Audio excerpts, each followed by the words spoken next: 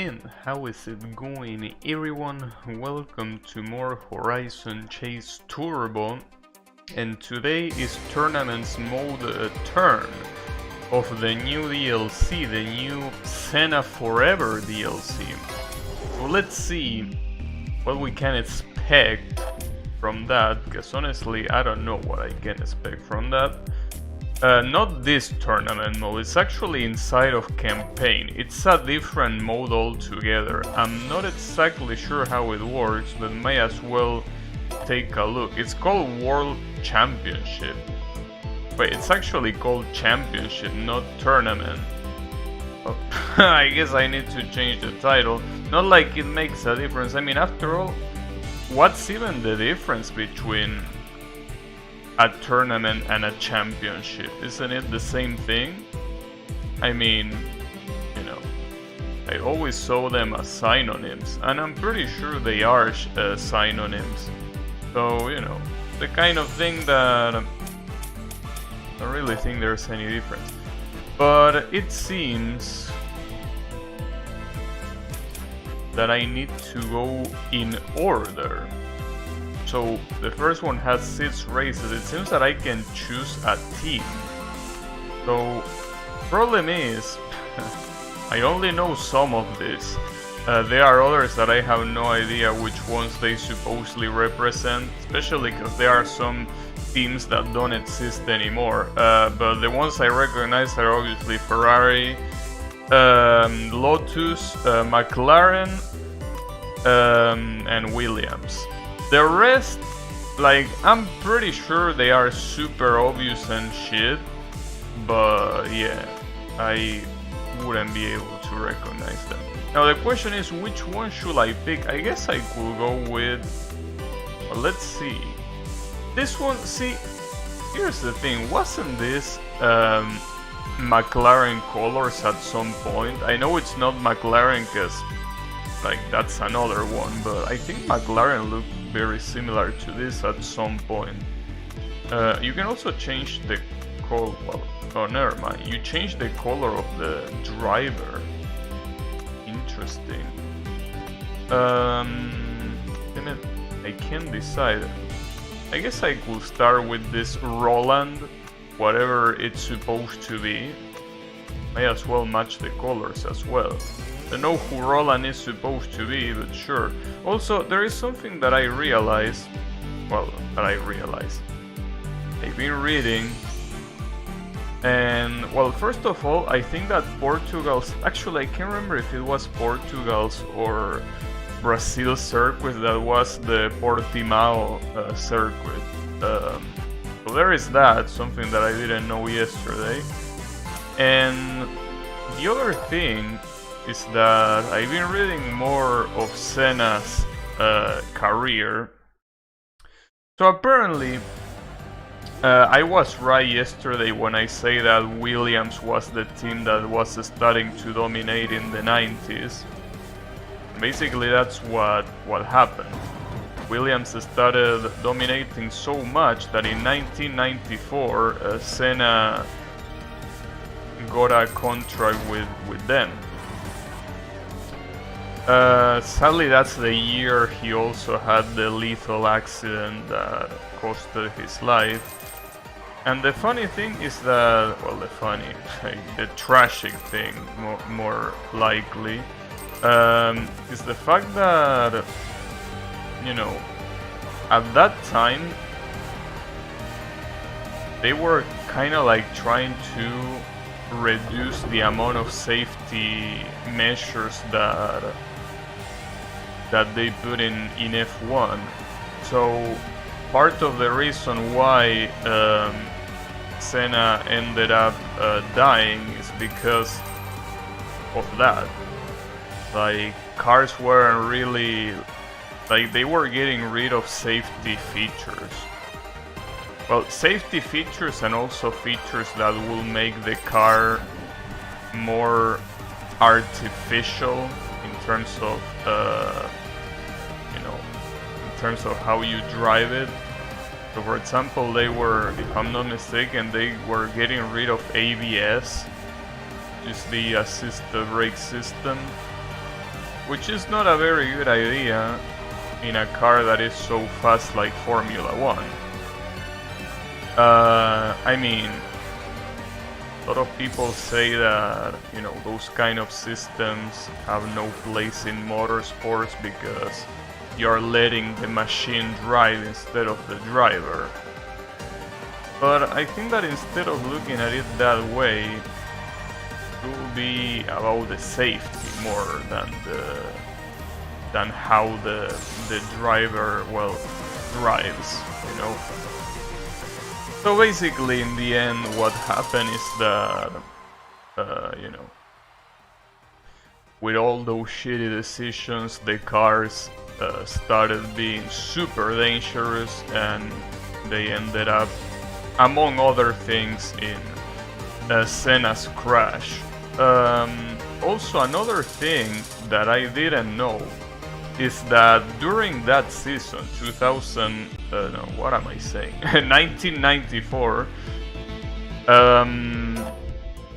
it was also the year where Schumacher was also competing. If I'm not mistaken, he had his debut the previous year. So I didn't know that. I thought Schumacher came after Senna, but it actually was with Senna.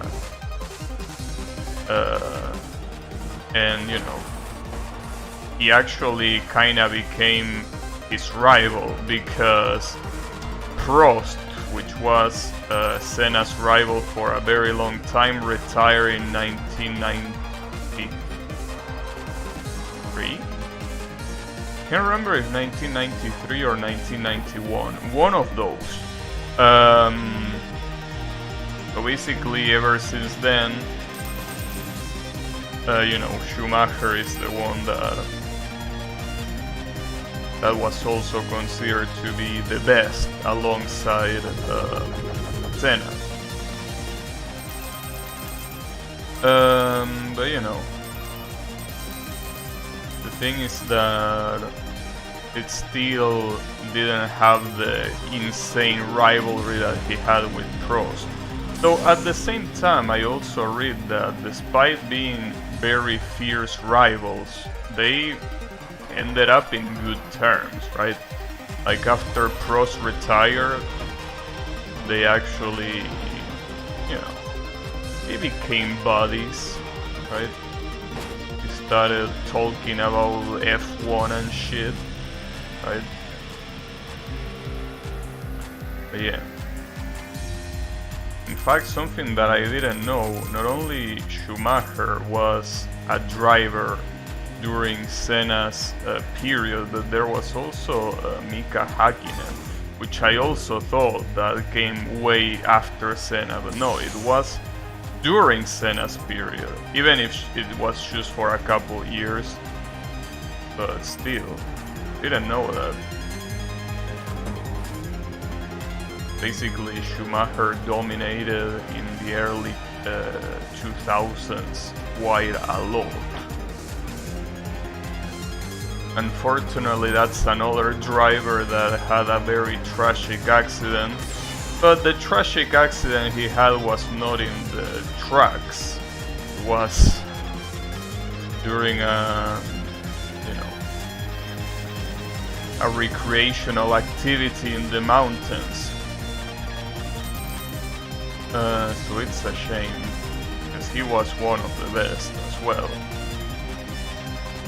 Well, in fact, he pretty much was the best. Until he had, well, kinda like Senna. But, you know, kind of tragic.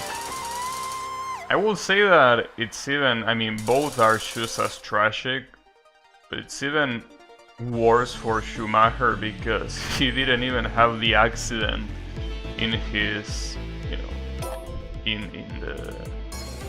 in a tournament or anything like that. He had an accident that was completely unrelated.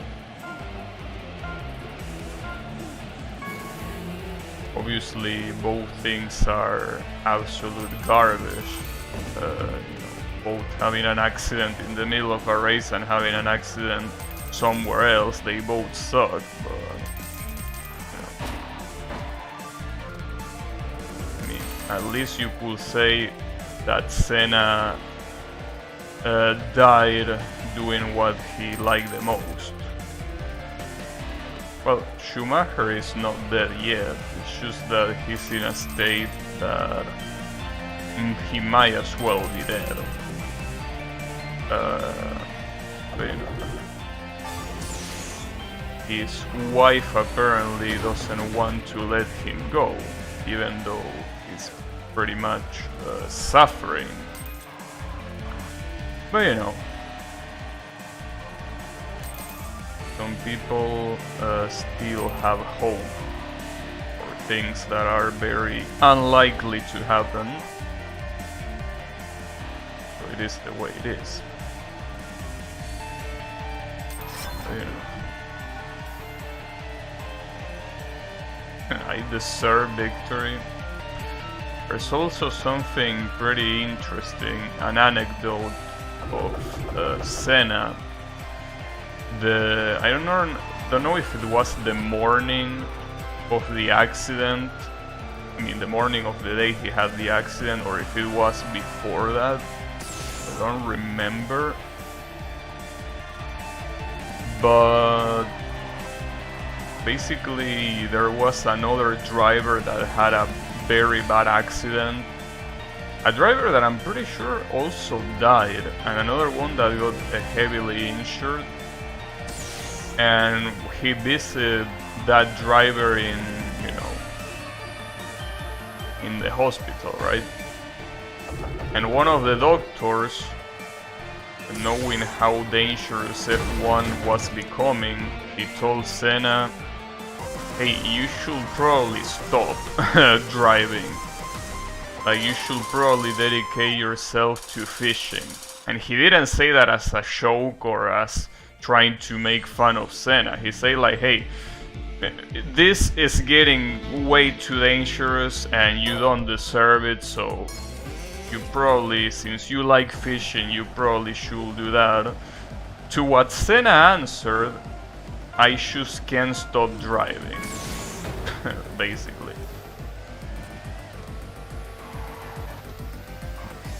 So, you know, pretty interesting. Honestly, if there is a movie done about Senna's life and career, which I'm assuming there is, I probably should watch it. Because it's such a fascinating life he had. You know, it's one of those things where art really imitates reality, because it really looks like it's a story made for a movie. But, you know, I mean, after all, I'm pretty sure most stories in general are based on real stories in one way or another. But yeah, Senna's story is fascinating and tragic, obviously, but it really is so good to have such a fascinating life. It really is a shame that it had to end the way it did, but all his career really has been insane. I mean, I wouldn't be surprised if Senna, you know, one of the reasons why Formula 1 is as widespread as it is, because obviously Formula 1 has been popular since its conception, since the whole point is having the fastest cars in the world drive against each other. I think that people like Senna really brought it to a different level when it comes to the reach that Formula 1 has. So, you know, Damn, I can't believe it, but I'm actually wanting to get into Formula One. Obviously, get into it as an spectator. Obviously, I'm a little bit too old to become a Formula One driver. Those are the kind of things that you have to start since you are a little kid. Well, that, and you have to also have a little bit of quite a bit of money, you know. That's the issue. But you know, fine by me. But yeah, I kinda wanna get into it. Damn it! I for some reason I thought the corner was to the left side. I mean to the right side. Damn it! Big mistake.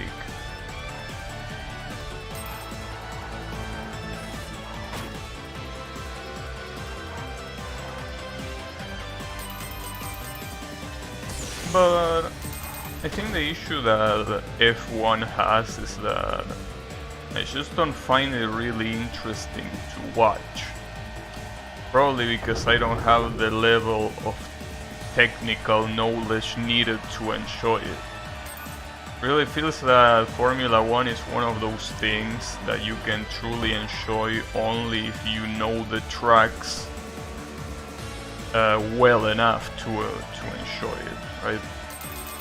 Because otherwise, from a complete noob like me, watching a Formula One race is just basically watching cars going.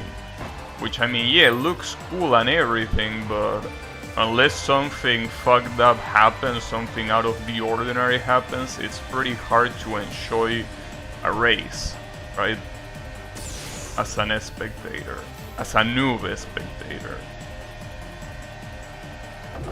But you know, it's also not a cool idea to watch Formula One just for the accidents or shit like that, you know? Not a very good mindset in general. Damn, that guy just went through me. But yeah. There are also Formula One games, official games, made by Codemasters, but I'm not really interested. Mostly because it's a little bit hard to enjoy those games. I mean, they are arcade games ultimately. I mean, you can use a racing wheel and stuff, but ultimately they are still arcade games, or they are made with the arcade crowd in mind. So technically I will still be the target audience, but I don't know. It will be like, you know, kinda like buying FIFA, as I say yesterday. Because Formula One releases a new game every year, and the only thing that they change is the current, you know, what's the current, what's the name? Well, the current drivers. I don't know how you call that. I guess grid you could call it. I don't know. But regardless, I don't know. But forgetting about that, I also, as I say, been looking at the circuits that I didn't know. This one, I was right. This is the Barcelona circuit, apparently. Specifically Barcelona Catalunya, I think. If I'm not mistaken. So, you know. And I also been looking at United Kingdom circuits, and there is a circuit that I forgot about that is Silverstone. I don't know if this game in particular has Silverstone in it. Like, I don't know if that particular circuit is Silverstone, but I guess I could Google it and just look at the shape, just to see. There is also another thing that I didn't know.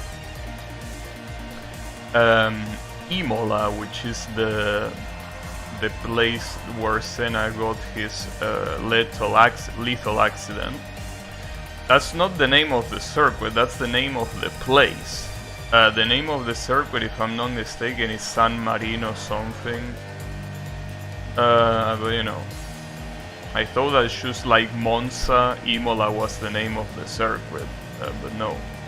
Well, then again, technically Monza's name is Circuito Nazionale di Monza, right? But you know, it's the same shit.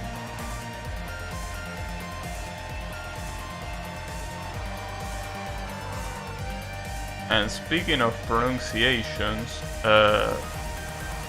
something that I also thought was gonna be the case, you're not supposed to pronounce it Ayrton Senna. I already kinda knew that, but since everyone was pronouncing it like that, I was like, well, yeah, fuck it, I'm pronouncing it like that too. But no, as expected, you're supposed to pronounce it Ayrton Senna. Well, the full name is Ayrton Senna da Silva. But you know, I guess it's just one of those things where even if in the native language is pronounced in a way, in English it's just pronounced in a different way just because English sucks. And it might be valid to pronounce it that way, you know. So yeah, probably gonna still saying Ayrton, but it should be Ayrton. I win. Also, does this have the same drivers that... No, I think that these are just random names. Like, they aren't even supposed to be based on real drivers, or maybe they are, I don't know. But I don't think that, for example, Alain Prost is here even. Like, the one that was named after Alain Prost, it's not here, the one that was in career mode. Well, anyways, I won. So get fucked. Whoever those two are. Also, this is unrealistic that a podium in the Formula 1 has 3 different teams in it. That's a little bit unrealistic. It usually has only 2 teams. Oh, what? New car unlocked. Did I unlock it because I beat it with that specific car, or did I unlock it just for the fact that I... Oh, wait a second. This wasn't here before. So they are unlocked. Damn, they are... Holy shit. Wait a second. But all these cars were unlocked before. What am I missing? Right? Unless, like, every category has different cars, is that what's the case? So here every car is unlocked because it's the newcomer category. But as soon as you get here, you need to start unlocking them. Fuck.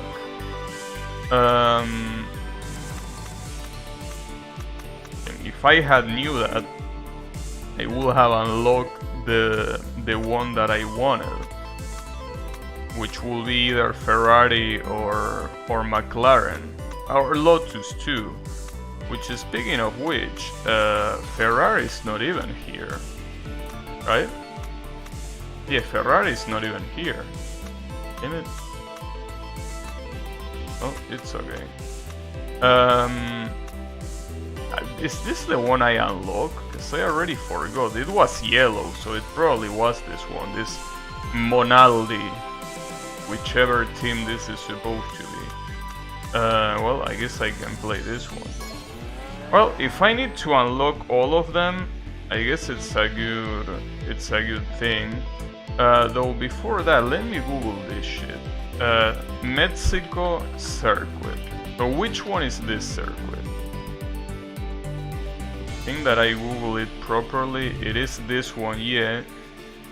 Autódromo Hermanos Rodriguez, that's how it's called.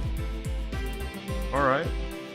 It's in Magdalena Mitsuka. That's the name of the city. Alright. Interesting. I'm definitely not gonna remember though, but you know, cool to know. Definitely not gonna be remembered, but I'll try to. I will make an attempt.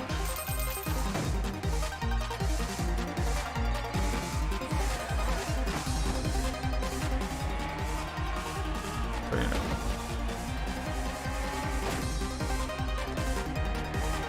In the first place, I didn't even know there was a Formula 1 circuit in Mexico. So it makes sense. Mexico is one of like those. You know, when you look at the world, there is a certain, like, there are specific countries in the world that are, you know, are the kind of countries that you could consider them famous, right? Like international countries. I know that what I'm saying doesn't make any sense, but it's kind of like that. Like, you know, the USA, Mexico, Japan, Russia, Australia, Canada, France, right? The UK, Italy, Spain. All those countries that are countries that everyone knows about. Well, Brazil, right? Those are all countries that are in everyone's radar. Unless you live as a caveman and somehow don't know those countries exist. Like, those are countries everyone knows about. And Mexico, as I mentioned, is definitely one of them. It's in everyone's map. Sadly, my country really is not one of those. Not many people even know where Argentina is. Some people might even think that we are an African country. So I guess more or less some people know, mostly because of football. But still, it's not a country that you can bring up to any conversation of, you know, of someone from a random country, and they will know that country, you know. I guess nowadays with the internet and the whole exposure that we have to it, I'm assuming more people know about more countries, right? Probably. But Argentina is definitely not one of those countries that you are like, oh yeah, that country with that flag. No. Because that's the other thing. Those countries that I mentioned before, most people know the flag even. Like, it's very easy to picture it in your mind. Speaking of picturing, let me see. South Africa Circuit. So how is this one called? Kialami? Is it this one? Is it that shape? No, it's a different shape. It's, or maybe it is that one. What it's? I think it is. Well, everyone says Kialami. It's just that it has a different shape. I don't know. It also seems to be a relatively old circuit. I don't know. But you know, it's fine. I mean, after all, there are a lot of circuits that were used back here, like back then, like in the 80s and shit, that are either not used anymore or that a completely different variant is used, basically. So because of that, you know, don't know how accurate my Googling is. at least Monza is still Monza.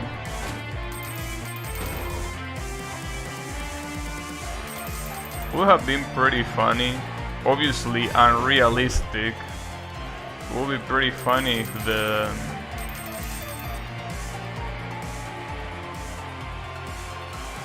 if they put a Nürburgring Nordschleife in this game. Though I think that I might be wrong, but I think that Nürburgring is used for Formula 1, but obviously the short variant, not the one that is like 7 minutes long. That's a lot of coins. That's a lot of coins. I want to be Mario. I was going Yannick. Dude, I gotta tell you, I'm getting actually hyped for Formula 1. And by hyped, I mean that I want to know more. Because I already know a little bit, but like, kinda wanna become an enthusiast, but I don't know. It's just that I feel that the way everything is structured is so fascinating, to say the least. The fact that only 20 pilots can make it, the fact that they are divided in teams, each one with a different configuration for the car. You know, the fact that they go all around the world doing stuff, right? F1 is cool, yeah, it is. But as I was saying before, oh, this one, sorry. I'm googling the circuits as soon as I see them. Is this one Circuit of the Americas? Let me see, Circuit of the Americas. Because I want to learn which ones these are based on. I want to see the shape. Let me see the shape. No, doesn't look like it. So which one could this be? Let's see, USA GP. Which one is it? Well, the one that they say, well, that's because I'm probably googling, and yeah, in 2021 USA circuit is the Circuit of the Americas, but I don't know which one this is. Let's see, USA GP 1984, for example. I don't know. Oh, this one. Okay, it's precisely this one that I'm googling right now, but how is it called? Oh, it's a street circuit. Oh, it's a street circuit in Detroit, Michigan. I didn't know that. I mean, obviously in this game they can't really make street circuits look like street circuits because of the way that the game is done. But this is supposed to be Detroit's street circuit. Well, it kinda looks like it. Actually, no, it does look like a street circuit. Interesting. In Detroit, huh? It's interesting because the USA has so many fucking circuits and they choose to make a street GP. What were they thinking? Like, the USA, as I was saying before, is probably the country in the world with the most amount of racing circuits, you know, made. I don't know if Formula 1 at some point had a Grand Prix in Laguna Seca, because it doesn't seem like Laguna Seca really is it's a track that is made with F1 in mind, you know? But I don't know. I wouldn't know. So you know what will be funny? Seeing Formula 1 in an oval circuit. Like, imagine Formula 1 in Daytona. That's obviously a horrible idea. Mostly because the accidents will be ridiculously fucked up, since that's a circuit that you have to go full speed all the time. So it's a bad idea. I mean, it's already quite a bad idea for its intended purpose, which is NASCAR. So imagine how bad of an idea it will be for a car that is so fragile as Formula 1. That will be fucked up. I mean, if Formula 1 races are dangerous as they are, 500 kilometers per hour. Well, Formula 1 cars, I don't think they can reach that. I mean, they probably could reach that if they didn't have limitations. But, you know, with the limitations they have, that's not possible. Clearly, because that will be basically a rolling coffin. Well, that's how they used to call the Formula 1 cars from like the 40s or 50s, right? Wherever it started. Because they had no safety measures. They look like a shitty cylinder. And if you got in an accident on one of those, you were dead. Like, straight up. It's pretty funny. Your Need for Speed car can hit that no problem. Damn. Good shit. Well, in Gran Turismo, there are concept cars that can reach those ridiculous speeds, right? They are concept cars, but I don't know how doable they are, because basically when you read the description they say this is a concept car that is, you know, supposed to be way faster than a Formula 1 because it's what is imagined if the Formula 1 didn't have any legal limit, right? Like, that's the interesting thing. Cars, in reality, will be way faster than they already are. Like, theoretically, we can make a car that is, you know, way faster than 300 or 350 kilometers per hour, which I think is the max speed that a racing car can reach. Not specifically Formula 1, because most Formula 1 tracks have a lot of corners. I think that some NASCAR circuits you can reach that speed. The point is that we can have cars that are way faster than that. The reason why there are no races with those cars is, well, quite obvious. If you have races with those cars, your chances of dying will be very high. You know. But yeah, I mean, I was saying earlier this stream, the reason why Senna died is because the cars in that specific season were becoming more and more dangerous because they started taking out limits, safety mechanics like ABS and shit like that. So because of that, you know, out of fuel, are you sure about that? How is it possible that I'm still going?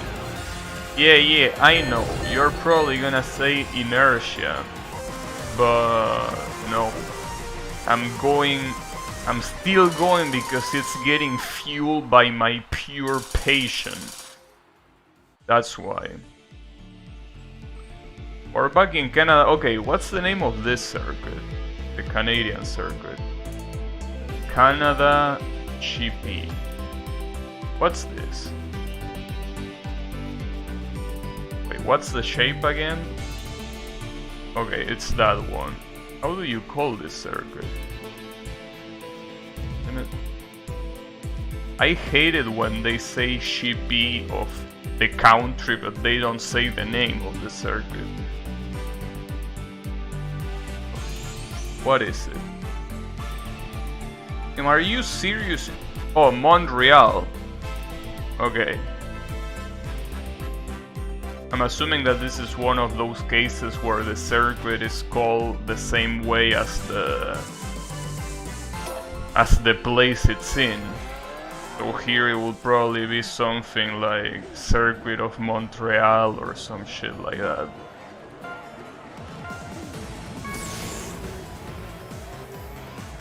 But, you know.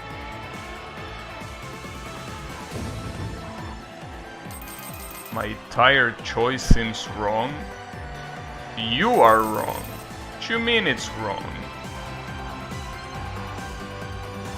It's perfectly picked. But, you know.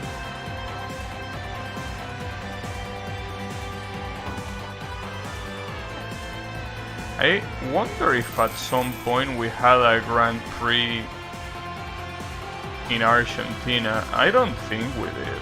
And if it was, it most likely was a street circuit instead of of an actual circuit. Because believe it or not, we do have circuits here that are made purposely for racing. Believe it or not. But I don't think they will be ever used for Formula 1. I mean, after all, they are made with way slower cars in mind. There is a category that is called TC 2000, which is basically, you know,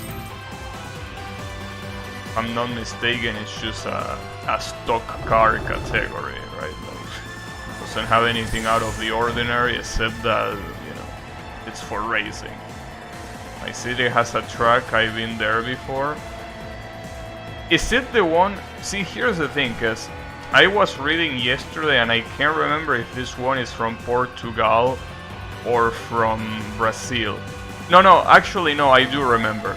The Portugal one was Portimao and the Brazil one is Sao Paulo, right? I think.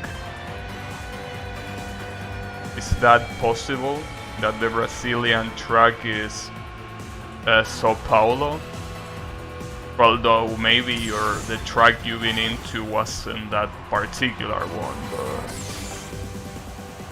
you know.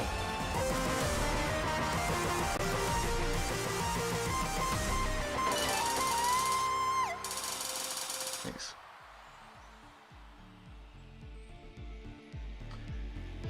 This is another one that I should Google.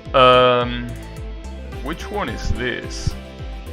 Germany GP. Which one is this one? Because the one that they tell you about here is Hockenheim. But I don't think that's Hockenheim, right? Doesn't look, I mean, the shape is completely different, though it might be a different variant. Let me see, Germany should be 1984. Yeah, it's this track. So which one is? Oh, it's also Hockenheim. Alright, so maybe it's just a different variant. So Hockenheim is the circuit here. Mine's probably not that one. I see.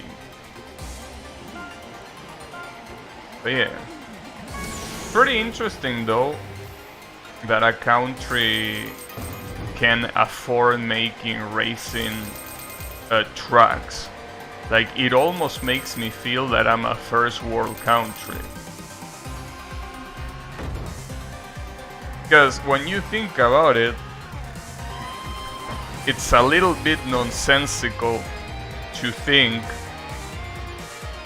that a country that struggles with poverty like mine or even yours, Yannick, can have a racing track, right? Then you remember that health inequality is a thing. But it's fucked up, because it almost makes you think that you're in a first world country. Like, damn, my country has a racing track, dude, that is actually used.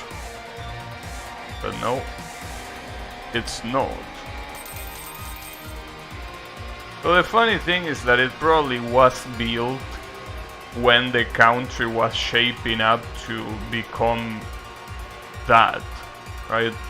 Well, in fact, Argentina, like in the mid-90s, it was shaping up for mid-90s. What am I saying? Mid-20th century. It was shaping up to be a very wealthy country. And then, you know, it didn't. But it's okay. I don't know about Brazil though. I think that most countries in South America actually were shaping up to become super wealthy countries, and then they just fell very badly. Like, I'm pretty sure that most of them were going that way. And I'm sure that Brazil is no different. But unfortunately, bad decisions led us to where we are now. But as always, we gotta be thankful that at least on our particular situation, we are wealthy enough to be able to do this. Which is in my case streaming, and in your case watching a stream. You gotta be thankful for that. But you know, very big portion of the country really is not having it so good. This one is Hungaroring, as I was saying yesterday. This one I was right. We've been one of the fastest growing in the third world and not doing so great now. Yeah, I know. It's something that probably happened to most South American countries.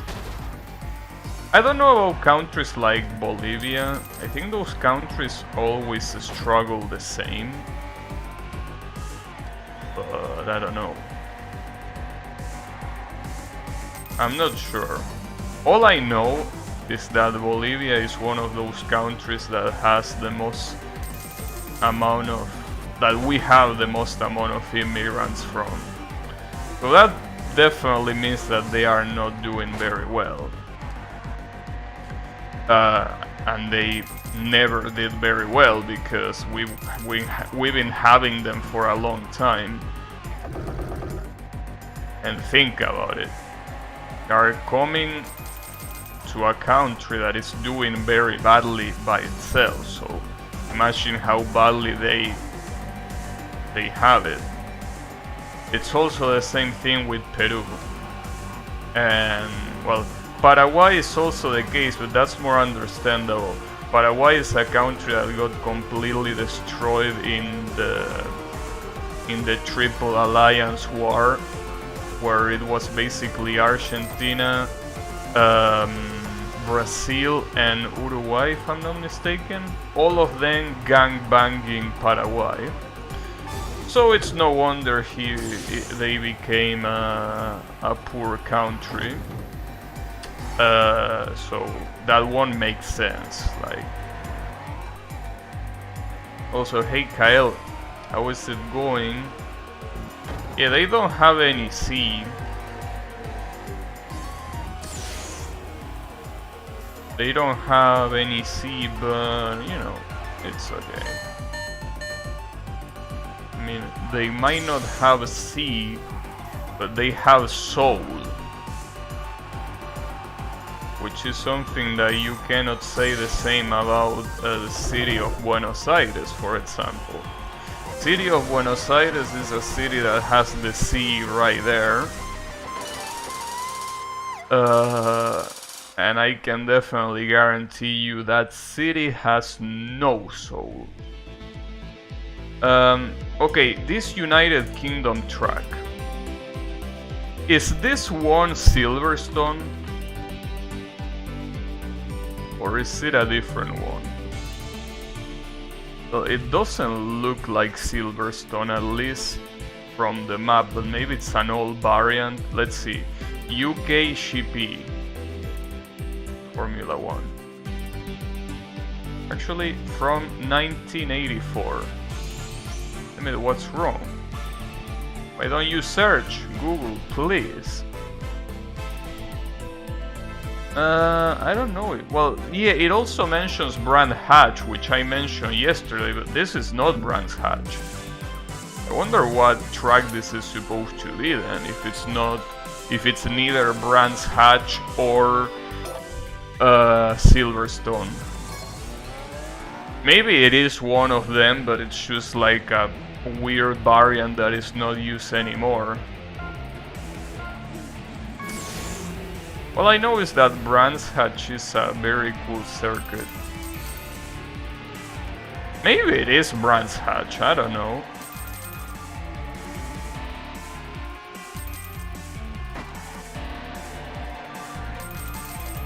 But you know.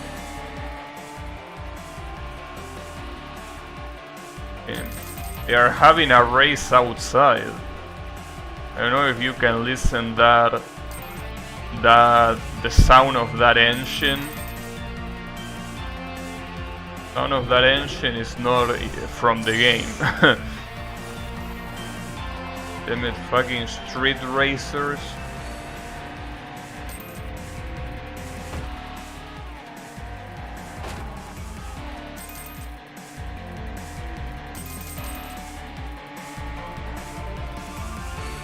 You know. Man, I'm thinking... I mean, I've been thinking for a long time, but what will it be to actually stream a racing simulator? But the issue with that is that I will first need to give good. Well, I mean, first of all, I will need to learn how to drive, clearly. But, you know, will be interesting. Though I will say that spectacle-wise, the best game for that is iRacing. Hey Colo, how is it going? That was a very bad choke. I hope you feel bad for making that choke. And also, that choke doesn't even work if you actually read it out loud. This guy is Senna, but the other guy is Senna. No, it's quite different. Also, that third place doesn't matter because I'm so far above everyone else that I could get last place and still win the tournament. Like, I could get last place in this track and I will still win. So, you know.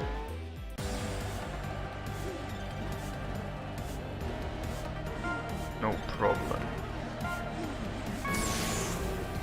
So yeah. Senna. I still can't believe what he did apologizing to China. The other day I watched that video and dude, it's surreal. It feels like it's a parody. The English pronunciation will be the same? I don't think so. Senna, that's how you pronounce it. As far as I know, everyone pronounced Senna as Senna. Like, they mispronounce the first name, they say Ayrton when in reality it's Ayrton. But I'm pretty sure they still pronounce Senna as Senna, which is the right pronunciation, regardless. But I think they do say Senna, right? Or do they say Senna? I don't think they say Senna. Did Senna fucked up with China? Well, yeah, some months ago, Senna in an interview implied that Taiwan was a country. And it is, by the way. Fuck you, Chinese government. But yeah, he apologized in Chinese. And he looks so ridiculous doing it. I mean, not just because he looks like an absolute bootlicker, but also because, like, why the fuck will you apologize? Like, come on, bro. And you say he was your hero? John Cena... I mean, hey, remember what I say some time ago of not associating the art with the artist? Well, John Cena, the wrestler, and the celebrity is still what it is. Oh, now this is a more realistic podium. But you know, no, the thing is...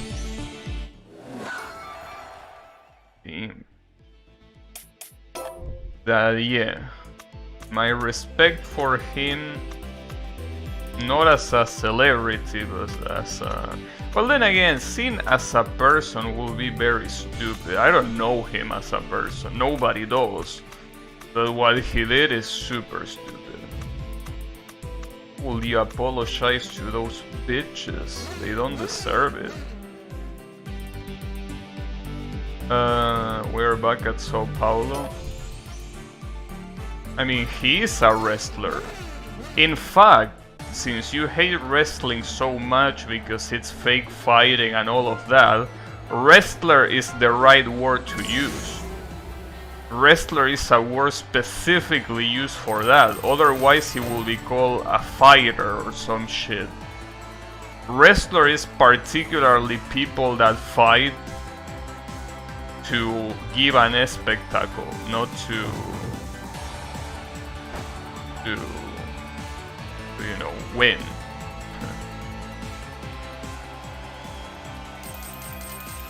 Or well, maybe that word got used like that at some point. Like maybe you could call someone that does boxing a wrestler, but I think that that's a little bit obsolete. Like nowadays, if you say wrestler, it particularly refers to someone that is fighting for the, you know, just to do flashy shit, not fighting as a sport.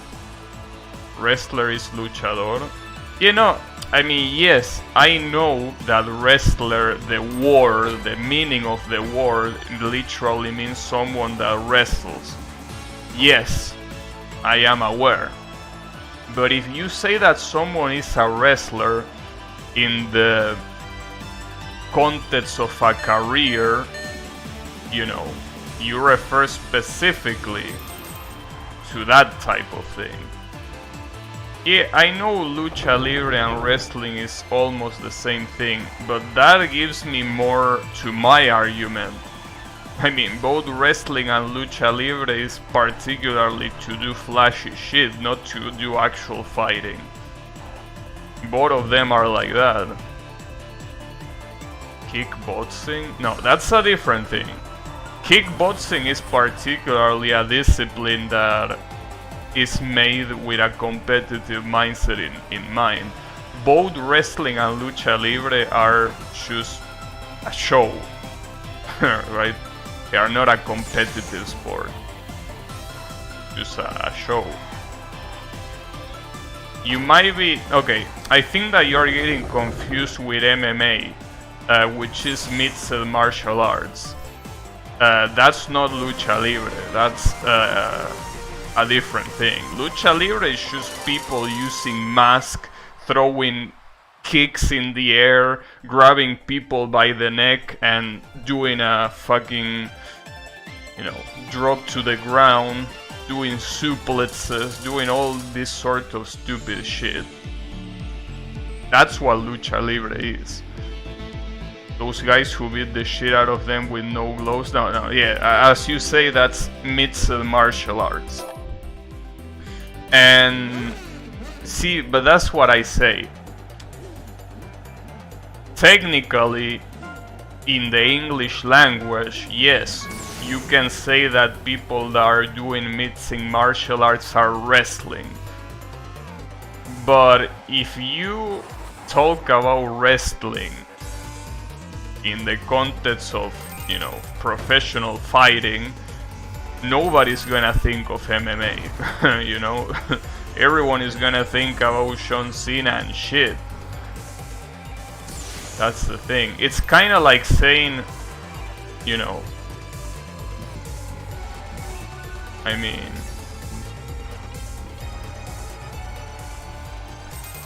kind of like saying basketball, right?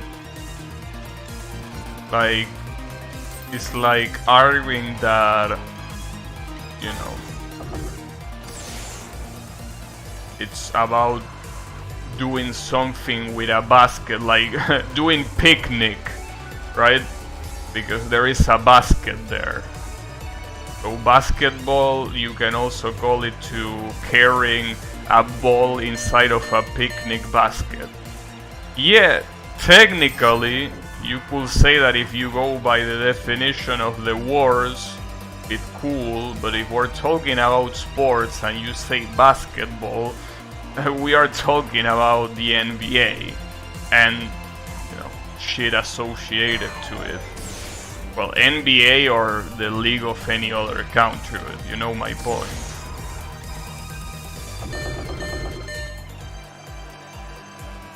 I lack of wrestling knowledge. I mean, I'm surprised because it's a very particular difference. Is multi wrestling? Well, it could be. I mean, after all, have you seen CL, the way she throws other people? That's definitely some wrestling shit, especially for someone that carries countless of sharp objects. She suddenly grabs you and tosses you to the ground. Why would she do that if she wasn't wrestling? But you know, that's the thing. Huh. The second place is called Giovanni Webbs. I read Giovanni Weaves, but he's working for Ferrari. If he was a true weed, he would be working for Honda.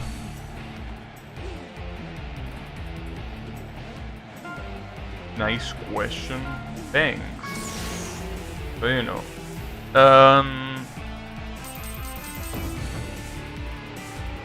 regardless, thing is, you know. Oh, you know what I should try? Well, the problem is that this is gonna be insanely hard to do. But I want to see for a little bit if I can do something in first-person view. Oh, this is super hard. So I can make it work, I guess.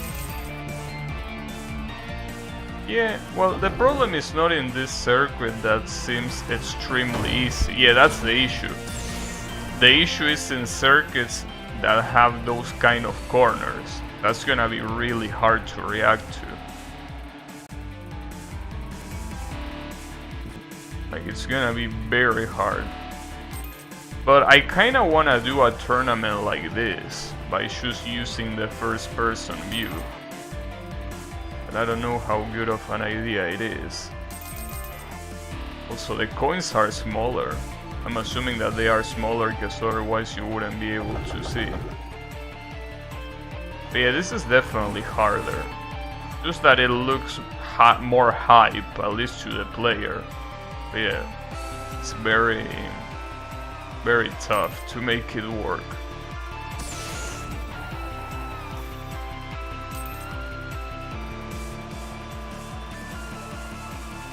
So I only have one nitro remaining. That's fucked up. Oh, that's gonna help though. Nice. Oh, that sucks. Well, second place, I'll take it. I'll take the second place. I mean, that corner is even hard even if you're not using the first person view. I thought Giovanni worked for the Team Rocket. Well, I mean, what? Are you saying that a rich man can have no hobbies? I mean, what do you know? When he's not being an asshole, maybe he's driving. It could be, you know.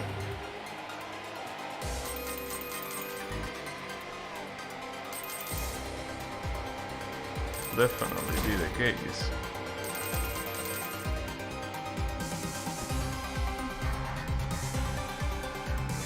I kinda wanna unlock Ferrari now that I think about it.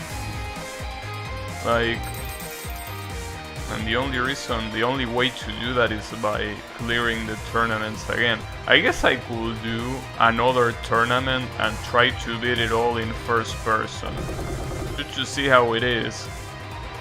Because it's definitely not that hard to win a tournament using the regular third person. It will definitely give me quite a big of a challenge. I should probably start practicing from now. Problem is that this tournament is supposed to be challenging, so if I do stupid shit, I'm most likely not gonna win it, and we don't want that.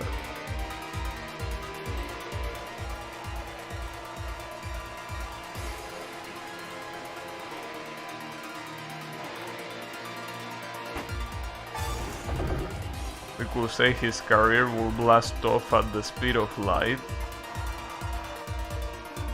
Damn.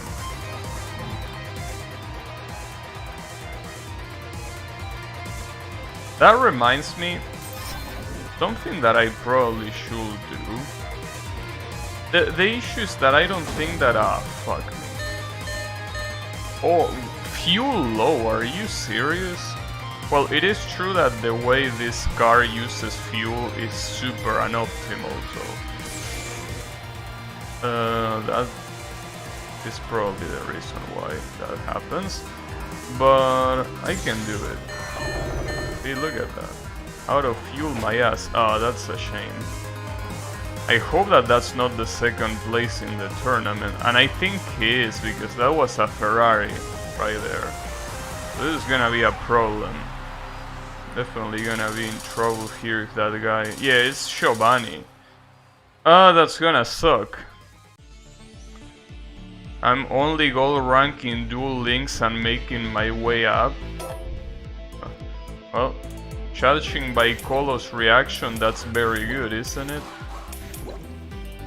I'm giving myself fuel. Also increases my top speed. Maybe I could do this. Yeah, I guess I could try this configuration, though this means that my handling is gonna be much worse. And what you need to remember is that in this game, handling is the most important thing. If you have bad handling, it doesn't matter how fast you're not gonna be faster than the rest of the cars, because you're gonna be constantly kissing the walls. So regardless of how much faster you will be, it doesn't matter, because you still will be wasting the same amount of time. But let's try, because here apparently this Ferrari is super fast. So maybe a change in strategy will help. I mean, after all, Monza doesn't seem to be the kind of circuit that has that much of a problem with, you know, with this shit. Because it doesn't look like it.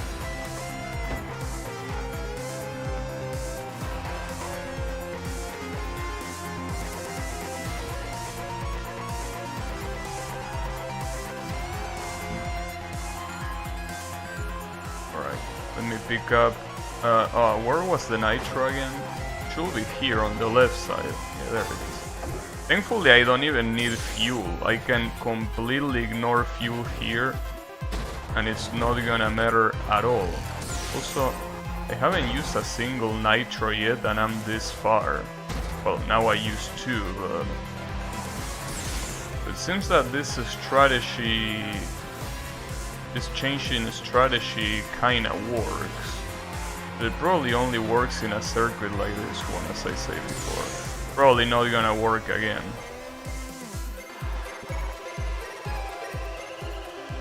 or if it works again, it's gonna be in a very easy track. Gold rank is still scrub tier. Was never able to make it to gold rank.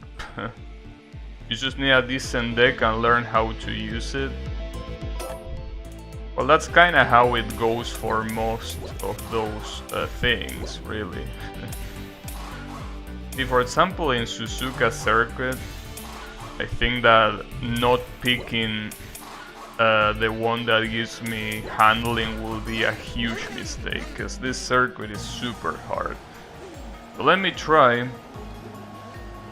Yeah, basically every competitive game that allows you to pick how you fight, well, how you play against others, it's all about picking something that is decent and knowing how to use it. Fighting games also apply.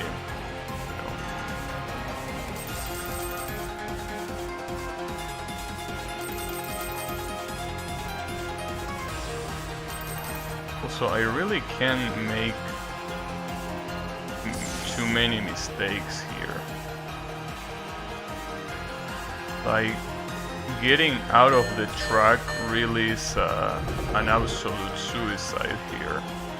I need to really pay attention to.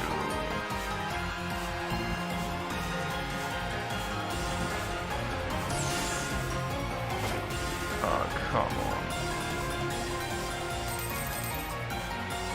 This fucking Williams bitch, get out of the way. Alright. Damn it.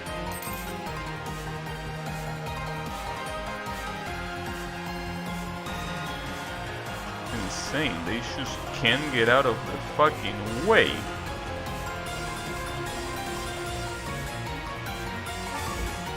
Oh, that's gonna be super bad. I'm gonna run out of fuel so badly here.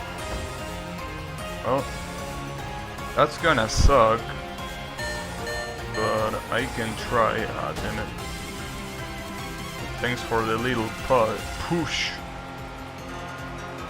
Well, I'm gonna run out of fuel actually, like, not exaggerating. So that means that I can use this opportunity to use both of my nitros. Yeah, I need to start from right now.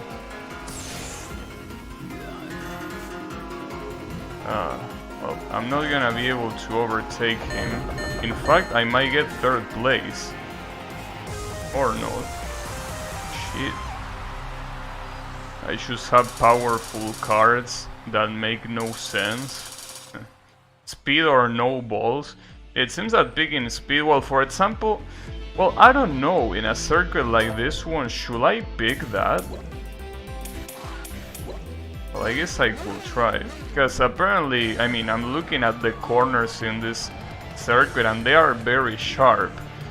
But at the same time, it's not like it has a particular corner here that is particularly sharp. Like, it has a lot of corners and shit, but the corners are very straightforward. I mean, after all, this is a street circuit, the Detroit street circuit. Those street circuits are obviously meant to be as squared as possible, right? So this one shouldn't really be that big of a deal in that regard. So not having handling here seems like a good choice. Oh, damn it. Oh, also, you get an additional nitro. I didn't know that. Like, you get 4 nitros, and then you can pick a 5th one if you pick this variation. I really did not know that. So that's super good. It might be super good, but if I can overtake these morons, it's the same as nothing.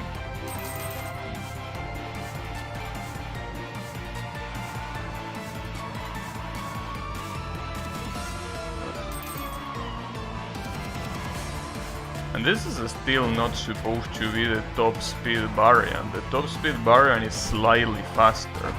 The problem is that it has none of the benefits that the fuel variant has, which is this one.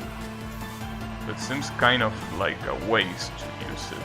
So this variant so far seems to be phenomenal at doing what it does. Also, this bitch used his nitro and I have 3 of them. So basically you're gonna get fucked, is what I'm trying to say. Yeah, you can use another one, I still have 2 more to go. And I'm gonna use them on your face and you're gonna have to eat my dust. Oh, hopefully you have the tear off ready.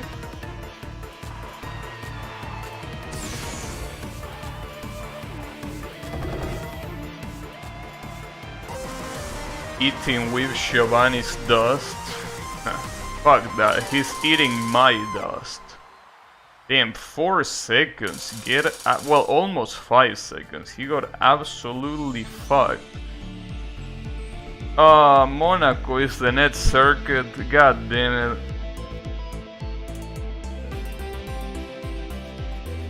Alright. See, this is the problem. A circuit like this one, probably not the best idea to pick this. You know what? I'm gonna do it regardless. I don't give a shit. I'm doing it. I'm a madman. This might be a mistake though. Yeah. Also, speaking of dust, that's a cool thing about many motorsports, that it's not something that you should know. It's something that it's like very implicit, but it's there. So handling is for scrubs, just like T-spin. But you know, see, here's the thing. You know the helmet that these guys use, right? So the helmet that these guys use, other than protecting their heads, they also protect their sight. And by their sight, I don't particularly mean their eyes. I mean their actual sight. If you get dust in your helmet, in that part, I don't know if it's called visor or how you call that part of the helmet, but basically the part that you look through. So there are these little pieces of plastic called tear off. These things are basically like literally that, a piece of plastic that when they get too dusty you should remove. And you might think, well, if you remove it, how the fuck can you use it again if it gets dusty again, right? And that's a very interesting question, but the answer is pretty simple. They don't use one, they use like 5 of them, sometimes even more. So basically, these Formula 1 drivers, just like many other motorsport drivers, have like 7 pieces of plastic in their helmet that they constantly remove when they get dusty. Imagine rally players, well, drivers, and more particularly people that are into, you know, into motorcycles that are constantly in contact with the dust. They should be constantly removing it. That's hardcore, I know. I mean, when I read that, I was like, I read this a long time ago, but I was like, damn, like, are you for real? Like, you really, like, have to spend that much money? Because those things are not cheap. You use multiple and they are single use, as far as I know. Well, actually that's something that I'm not 100% sure, But I will assume that they are single use. I don't think those pieces of plastics are the kind of shit that you can just clean and they will become, you know, usable again. Not to mention that most of the times drivers just drop them off the road, especially if you are a motorcycle driver. So, you know, because of that, it is quite an interesting thing.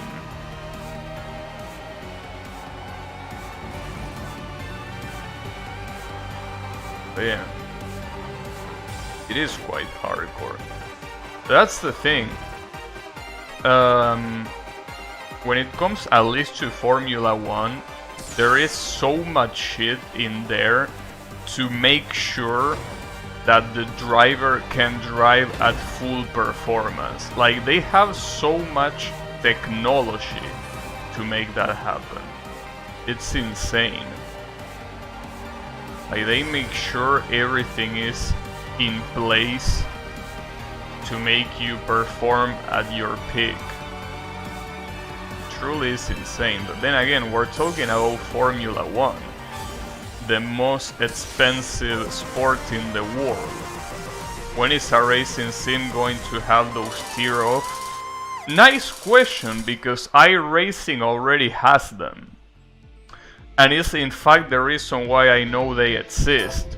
Like, I was actually watching an iRacing streamer, as I normally do, and he was using those tear off, and I'm like, is this fictional? Like, how is it possible that you can just infinitely clean your you know, your helmet like that? That doesn't seem very realistic, I was saying. And then I googled tear off, and no, they were real. It's just that you buy multiple of them. Obviously in iRacing I think they are unlimited. You can tear off every time that you feel like there is a lot of shit on your screen. But yeah. No, I mean, that's what I'm telling you, Yannick. iRacing is one of the only serious games that actually is serious about racing simulation. Like, it's no show. Like, iRacing is super expensive, but there is a good reason for it being so expensive. So they are really one of the only ones, if not the only ones, that take simulation competition seriously. And probably one of the only ones that has actual drivers advising them. In fact, the whole NASCAR iRacing series is supervised by Dale Earnhardt, if I'm not mistaken, which is like a super popular NASCAR driver. Well, super popular and super good. I think he's now retired, but he used to be like one of the best.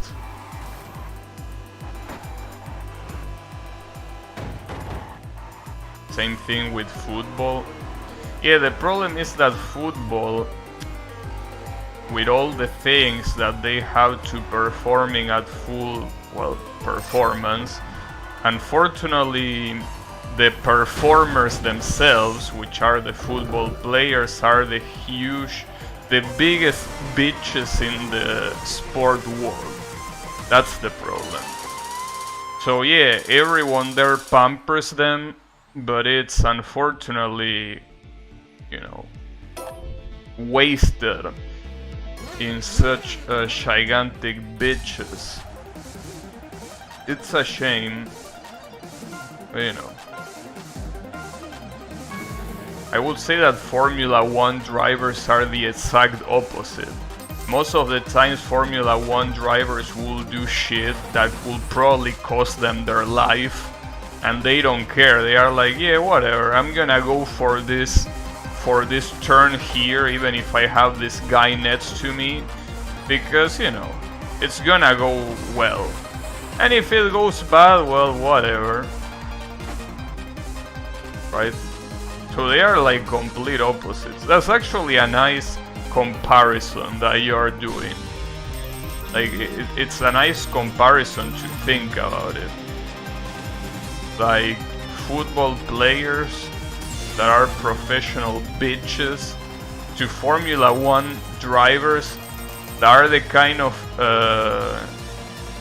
professionals that you need to tell them to not risk their life, to not do risky shit, because they will do it. You need to beg them to not do stupid shit, because they will take every opportunity, well, at least the ones that dare the most, the ones that are at the top, right? Well, Senna was one of them, since we're having a Senna DLC. Senna was the prime example of a driver that you know, put the race before his safety. Which is something very poetic and very, you know, very cool, but unfortunately it didn't end well.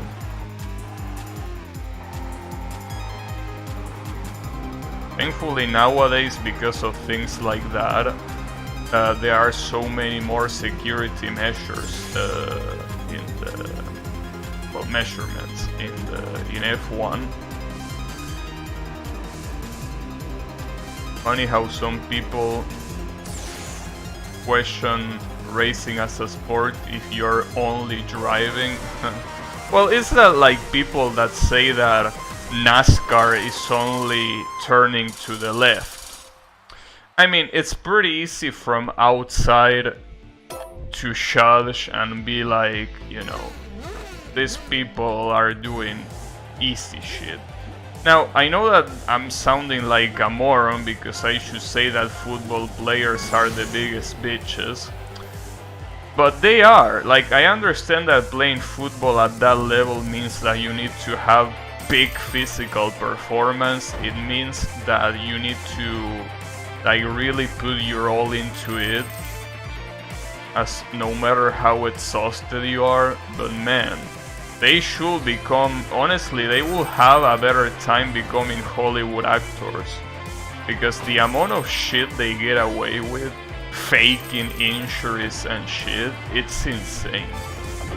So yeah, I obviously know that being a professional football player is not something that anyone can do, but I'm not saying that, I'm saying that they are bitches. That's it. Yeah, sure, they are like insanely good athletes, or however you pronounce that word. Like, they are really good at what they do, but they are also bitches. What do you want me to say? One day he didn't make it to dinner, yeah, I know.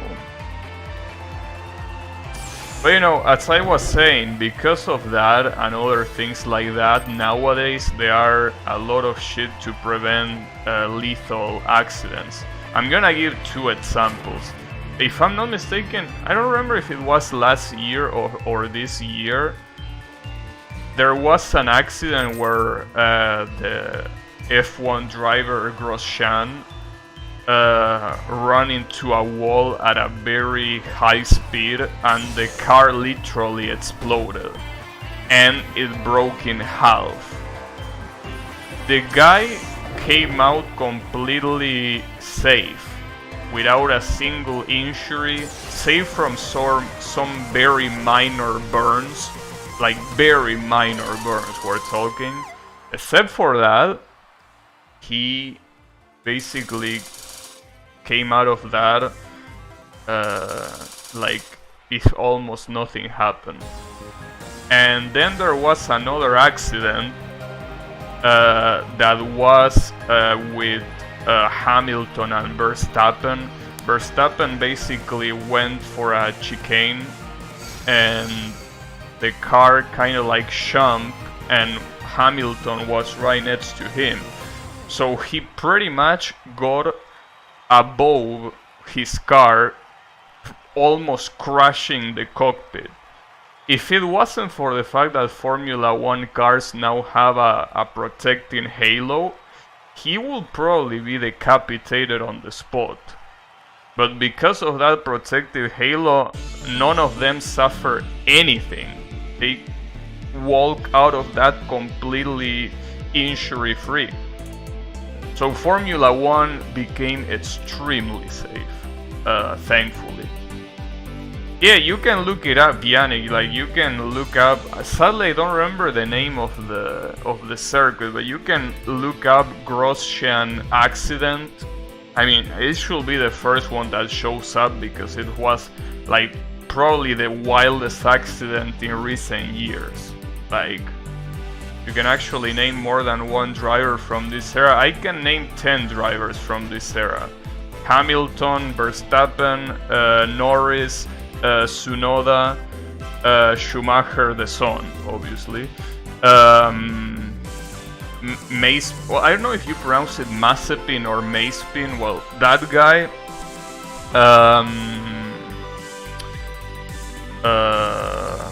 Damn, how is this fucker called? Vettel. Perez.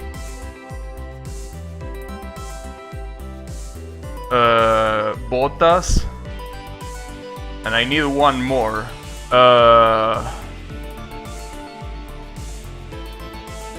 Who was Norris' teammate? Damn it, I need one more, fuck. Well, I know that there is an Italian guy, but I don't remember what his name was. He was like, close to Giovanni. Something like that, but it's not like, it's not the same. It's a little bit different. Then I need one more.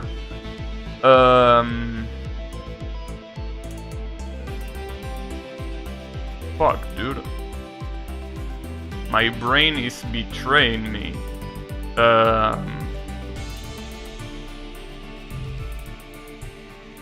Fuck. I have it in the tip of my tongue. It's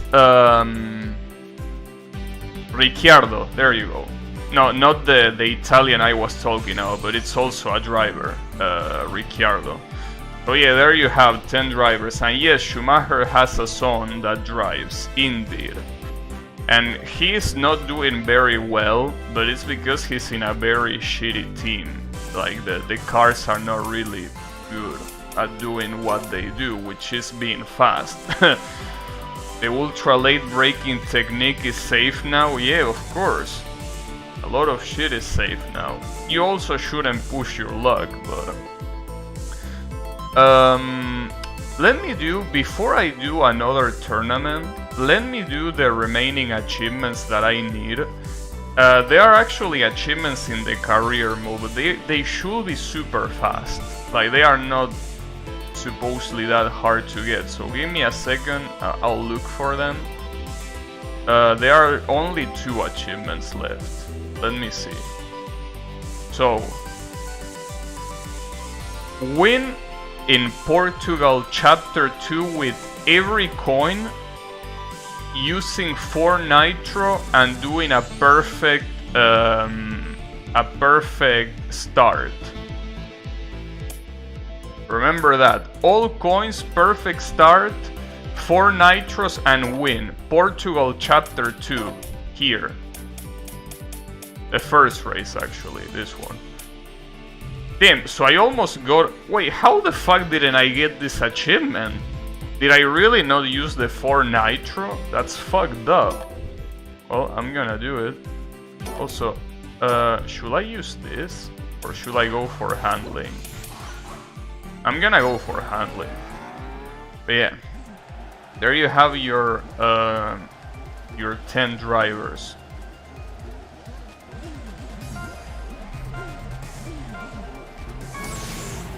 But yeah. I mean, what can I say?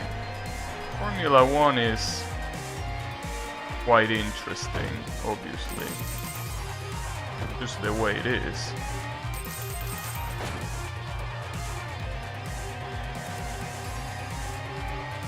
But you know. I'm not really into it, but I kinda wanna get into it.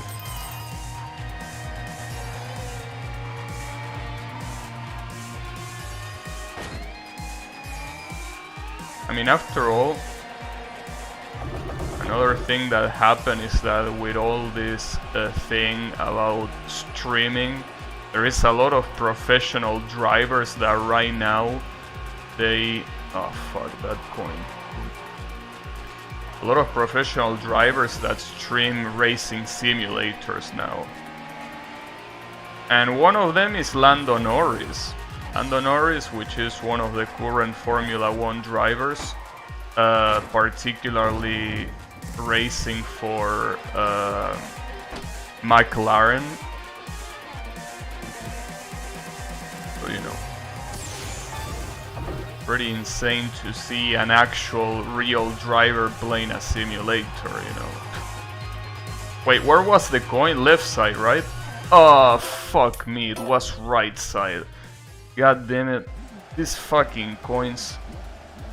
Alright, let's try that again. Let me try that again real quick.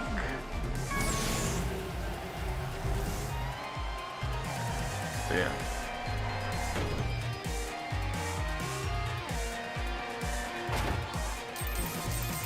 Damn it. I'm gonna miss those coins again at this rate. Actually, I might miss that left one.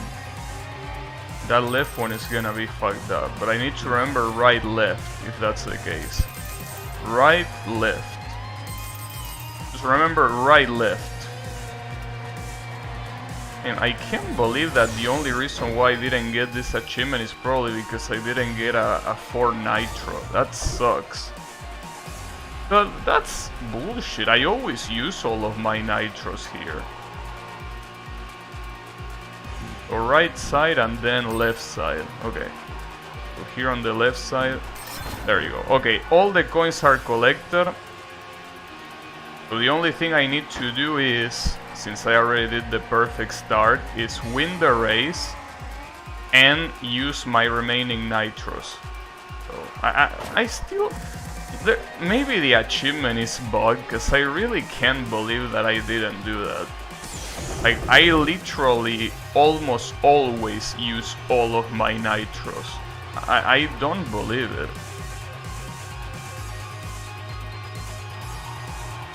Unless I misread something, but that's what the achievement said.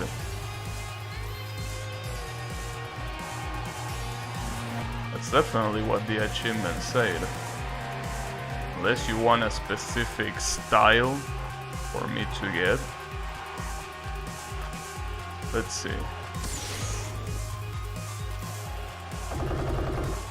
Well, I used them all, so this should be it. Oh, there it is. Yeah, I'm surprised I didn't get it. Like, it's really hard for me to believe that I did not use all 4 nitros there, but I guess I didn't. And the other one is winning Japan, Chapter 3, having picked all the coins. Alright, well that one makes more sense, because I usually ignore the coins unless I'm being told otherwise. But yeah, it's this one, and yes, the coin is not a... you know... Oh, this one I probably should also go for handling. There you go. Okay. This one should be easy to get. Or at least I want to believe it's easy to get.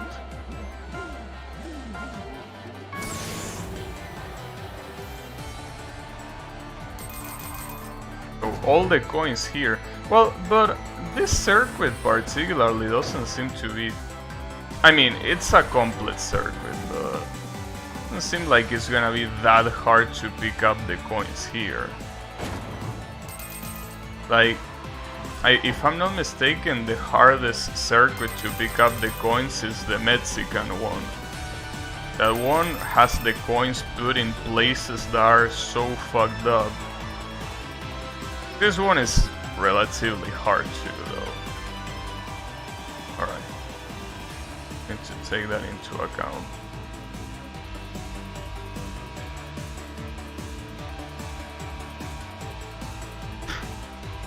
Wow, that's gonna fuck me up. I didn't pick up either the fuel or the nitro. That's definitely gonna bite me in the ass. Very badly too. So can this Ferrari asshole get out of the way, you sack of shit?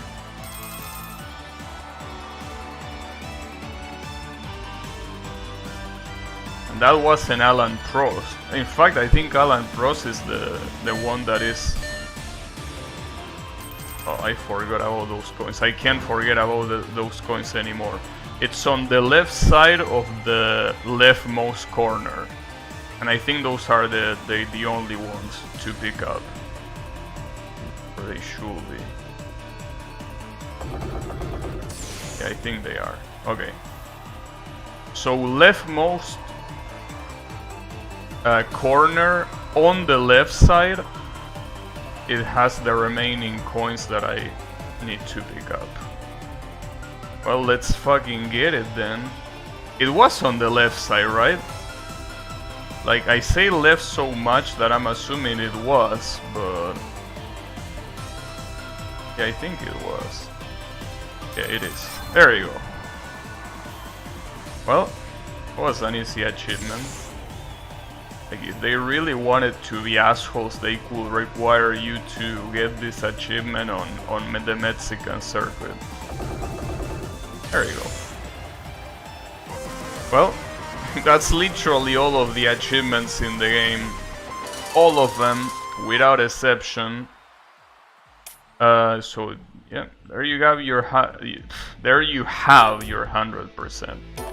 But I'm not satisfied with just that. I want to do all of the championships, but this time, instead of using third world view,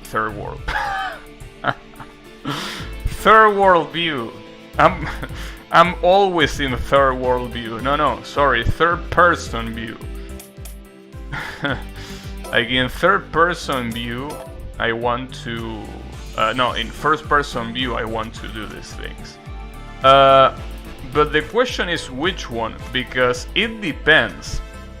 Which one you pick, it unlocks other in the following categories.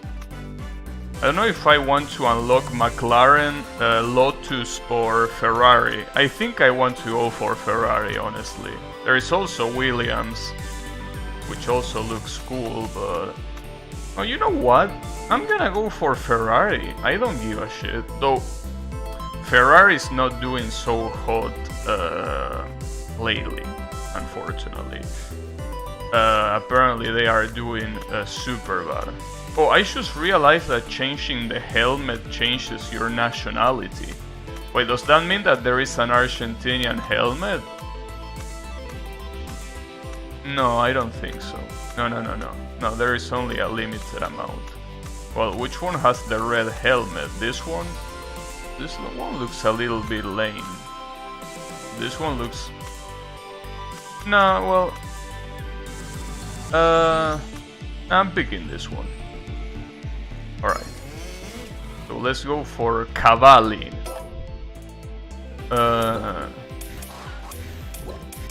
Will I go with handling? Maybe not at the very beginning. Well, let's see.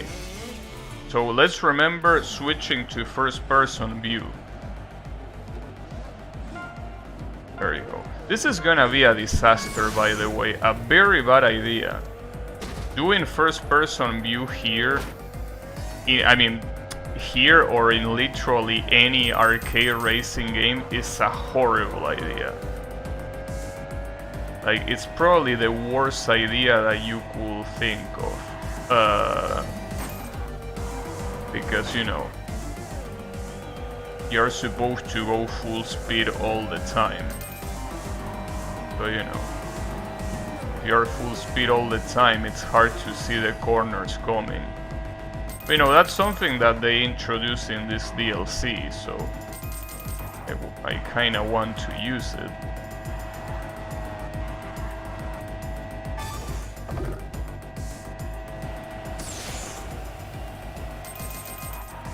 I mean, it looks cool.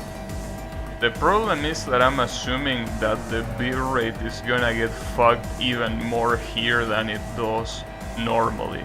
Well, I'm actually not sure, because when I think about it, a largest portion of the screen is static than if I am in third-person view. So, taking that into account, maybe it's not that bad, but I don't know. Alright, I need to remember to pick up the fuel. On right side, there you go.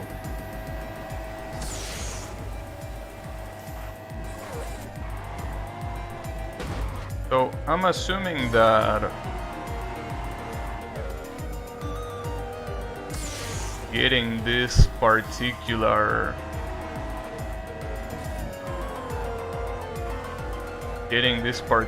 championship is not gonna be hard to do because it's literally the beginner's championship.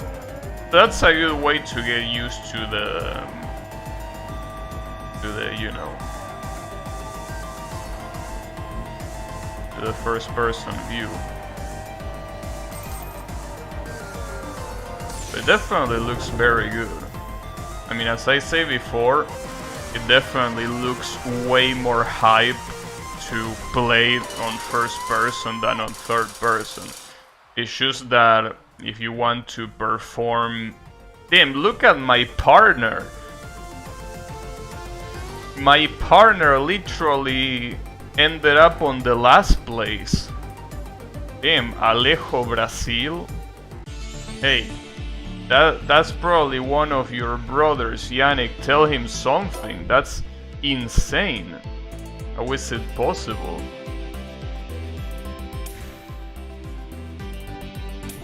Also, I just realized that it says that the enhanced tires are super good for when it's raining.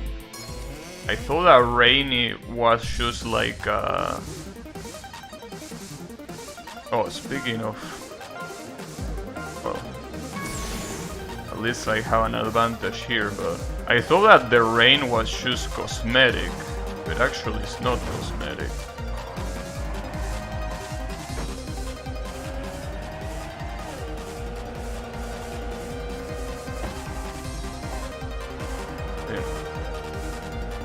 Believe it or not, there was a time where Ferrari used to be dominant in Formula 1. Well, that's not that hard to believe, considering that it happened for quite a long time. But as I was saying before, Ferrari nowadays, unfortunately, they are very bad. They fell from grace, unfortunately. So, you know, it's the way it is.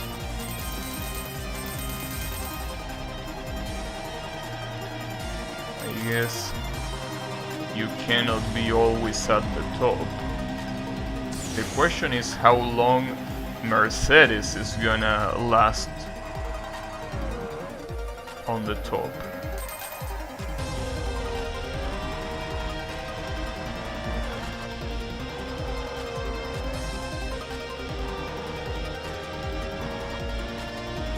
Also, that reminds me, when I was mentioning the current Formula 1 drivers that I told Colo I will name 10 of them, I didn't name Russell, which I did name yesterday. Good shit on me for forgetting that. But it's okay. Well, there is also Gasly, Ocon. Honestly, I could name them all, but at the same time, I'm probably gonna forget a few. What will be nice is being able to name them and the team that they drive for. That will be good. Obviously, literally any Formula 1 fan can do that, but it will be nice for me to do that.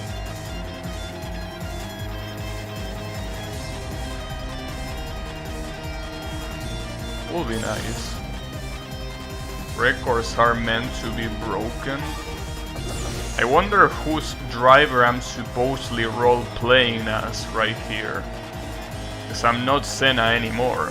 Like, I'm pretty sure you can choose Senna if you want here, but I'm pretty sure this is not supposed to be Senna. Most likely. So we're going back to Brazil. I mean, for now I think I can just keep with the handling strategy and there shouldn't be a problem. Since all of these drivers are such gigantic scrubs, shouldn't be an issue.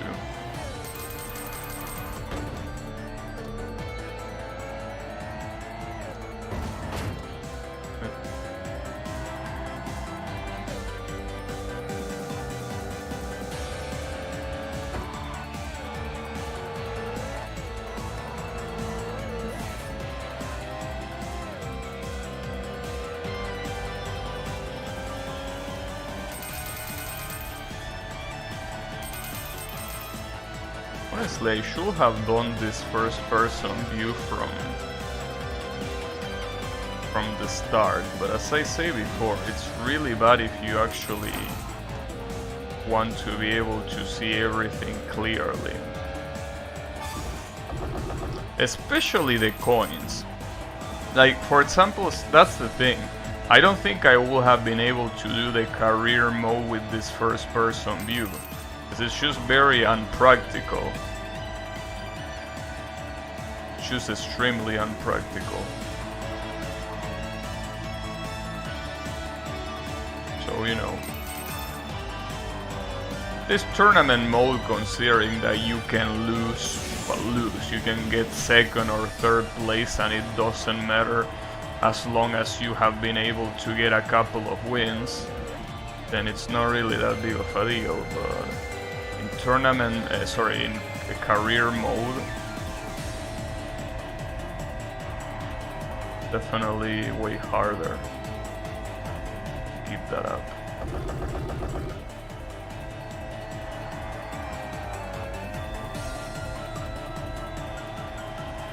Also, the cool thing about this first person view is that you can also look at the mirrors and see how far, but more importantly where the guy behind you is, so that way you can block him if he's trying to overtake you. Which is something that you should never do in a real race. In fact, I'm pretty sure that that's penalized if you try to block someone that is trying to overtake. I mean, block as in deliberately blocking them. So obviously, if they are behind you, but you are like about to turn, then obviously they have to hold that shit. But like if you're in the middle of a straight and they try to overtake you because they are faster than you and you block them, I'm pretty sure that's illegal. Well, that, even if it's not illegal, you're just an asshole if you do that. Pretty much.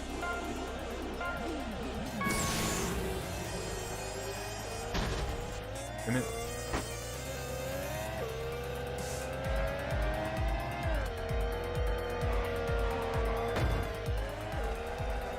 This engine is not up to my standards, damn. What do you mean it's not up to your standards? It's Ferrari.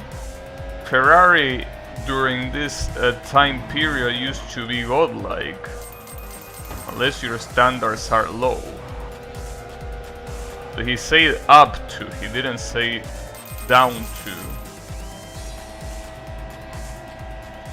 So, you know.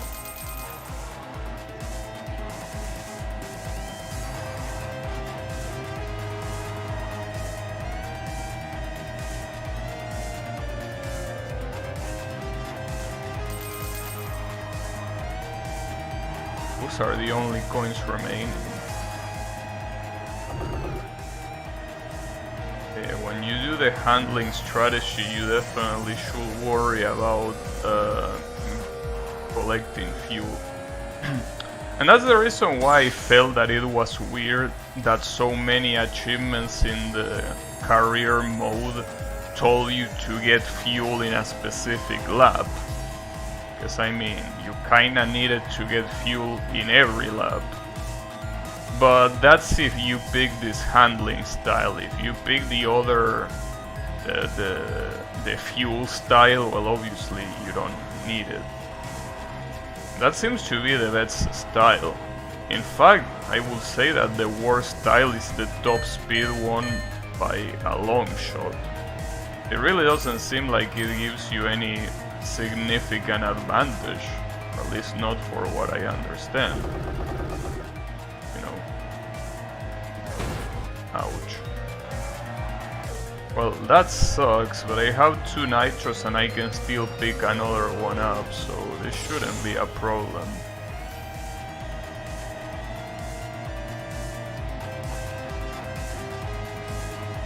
Especially because I don't think he has another nitro himself, so...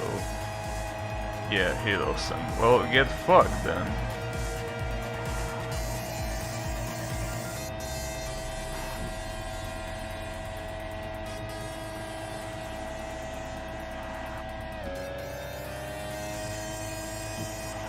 Yeah, you're definitely behind. Alright. You know, it is to be expected from the beginner's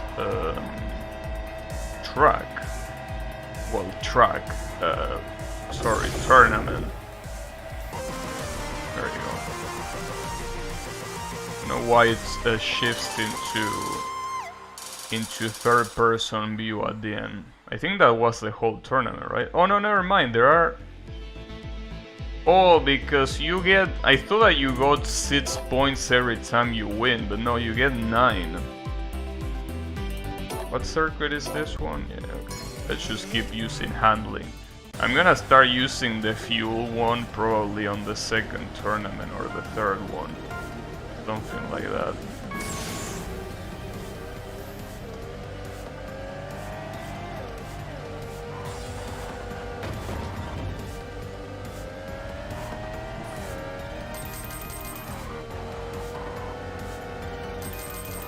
So I wonder if this game still has the playground seasons. The playground seasons, you have those, or you can choose, you know,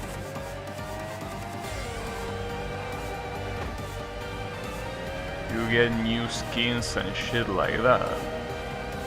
I'm assuming they still do it, probably not to get new skins, but, you know, they are probably still there.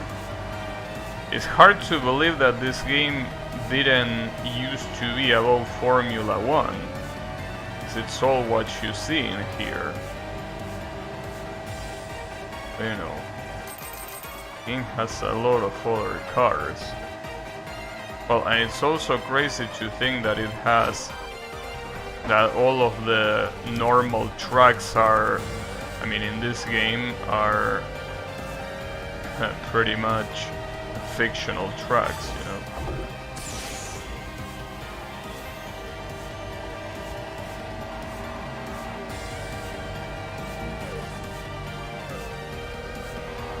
But, you know.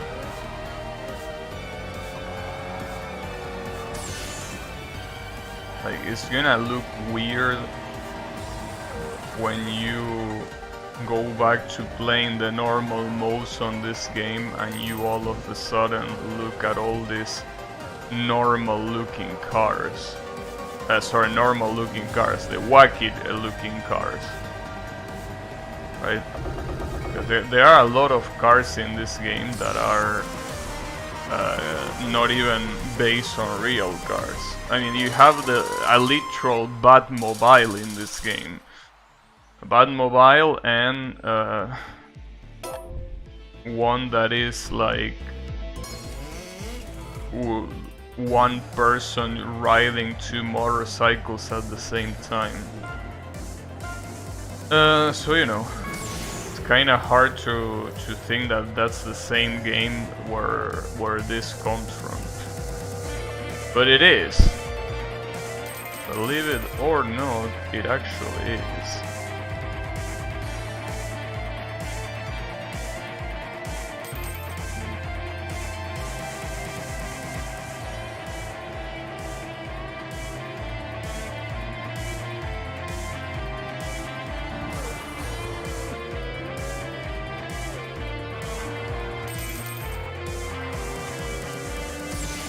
So, what circuit was this one again? Was this Germany? I think it was Germany. It's weird that they make the walls yellow and black. I mean, yeah, I know that those are two colors that belong to the German flag, but really the first thing that I think when I see yellow and black is definitely not Germany. But I'm assuming that they didn't make it so you could display three colors, so I guess it makes sense.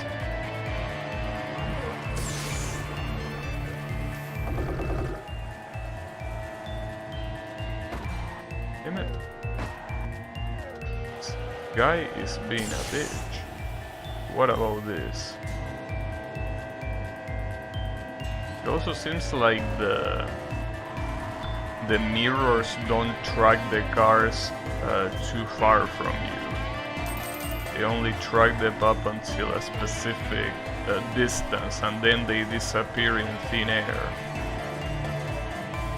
I walk over 6 kilometers today and beat. Reminds me when I walk, like, you know, the other day we were doing calculations of how much I walk. Remember that time that I told you that I walk like 20 kilometers or some shit? Like, we did some calculations and it's most likely that I walk like 30 kilometers or something like that. Which is the reason why I couldn't feel my feet. Like, that makes sense. But you know, yeah. Walking 6 kilometers is still a lot. It's just that, you know. See, here's the thing. When I walk, just for the, you know, for the pleasure of walking and not to get to a specific place. Yeah, there you have that. A car on Challenger, right? Wait, is that the one on Challenger, or? Oh, you actually don't have it on Challenger, you have it on Legend. I didn't know that. So there are some cars here that, like for example, this one, which is the Williams one. I guess I could do that one too. The rest are all on Challenger. Didn't know that, but hey. Let's get it. Yeah, 30. It probably was around that, but I was out to say, in those kind of situations, my problem is, when I start walking, it's very hard for me to stop. And by that I mean that it's very hard for me to think, alright, like, right now I should go back, right? Like, it's something that I never think about. Or I do think about, but it's too hard for me to actually do it. To actually, you know, tell to myself it's time to go back. Because going back basically sucks. Like, you're going back the same place you came from. Well, usually I take a different path, but the point is that you still are going back. So that sucks. And it also means that you're not gonna see anything new, you know? So I really don't like it. And it's the reason why sometimes I go even further than I should. But that's like a vicious cycle, because basically I am like, well, I really want to, you know, to go to this specific place, right? And I'm like, I'm gonna be very tired when I come back. But if I keep going, I'm obviously gonna be way more tired when I go back, because I have to walk even more. So it's like an endless loop of tiredness, you know. Very fucked up. But yeah, I mean, it's really good though when you're walking out of pleasure and you're not walking to like do anything else. Like you're just walking for the sake of walking. It's very good.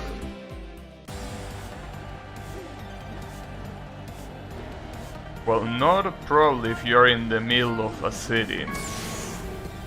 I personally hate walking in a very crowded city. But if you walk in a park or, you know, a place that has a lot of green, it's super cool.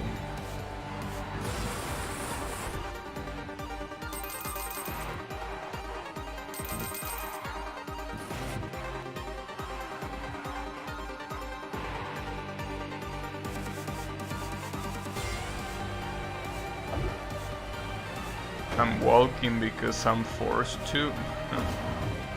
And I mean, when you walk somewhere because you need to as an obligation, it fucking sucks.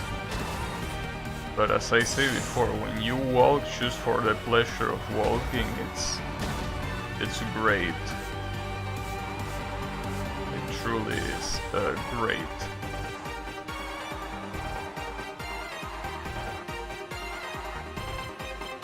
But yeah.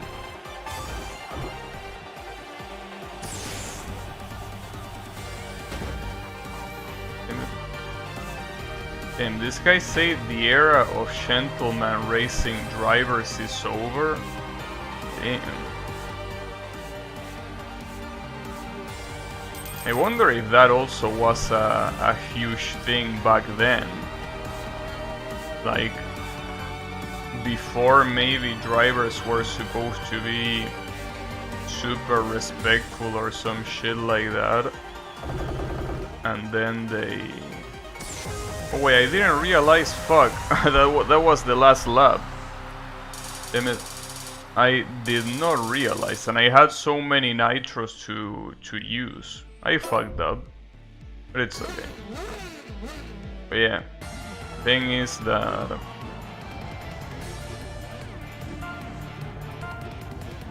you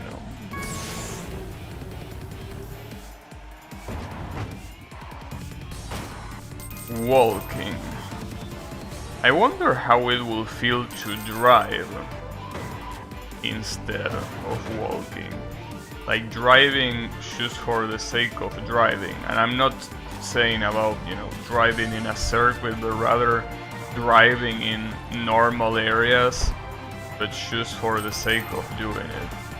So I'm assuming that if you live in a country where fuel is expensive, that's probably not a good idea. You will most likely want to spend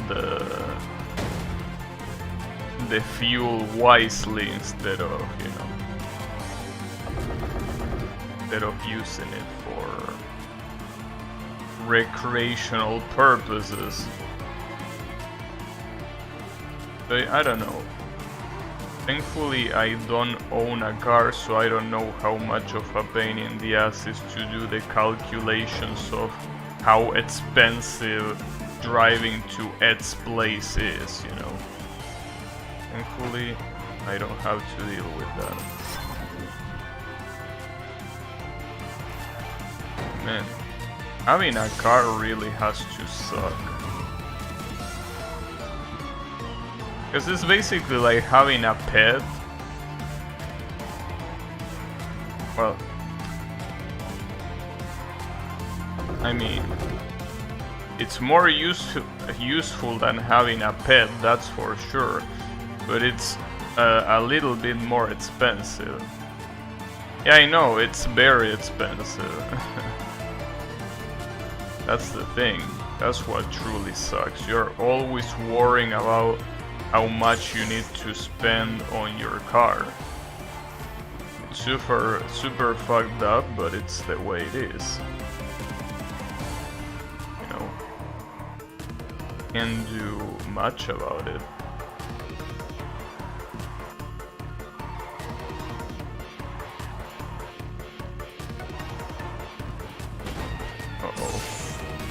Okay, still yes. Yeah, 3 motorcycles for the win. Well, I mean, you still need to take care of motorcycles and spend money on it, right? I'm assuming that the amount of money you spend is less, but I will say that it's still a pain in the ass, nonetheless. Oops, I fucked up.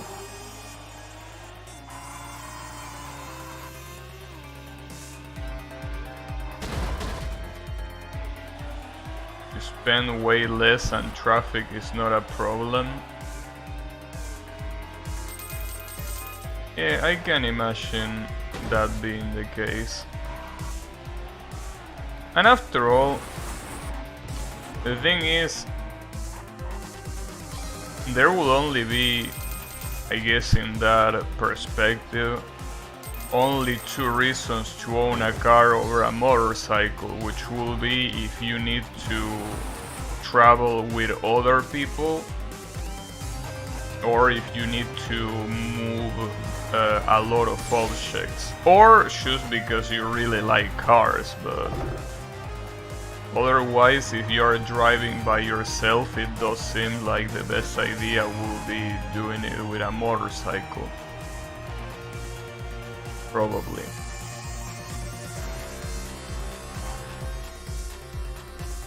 And then again, if you're traveling with someone else, that someone else can always ride a motorcycle with you. I mean, it's more dangerous, but it's completely allowed, so you can do that.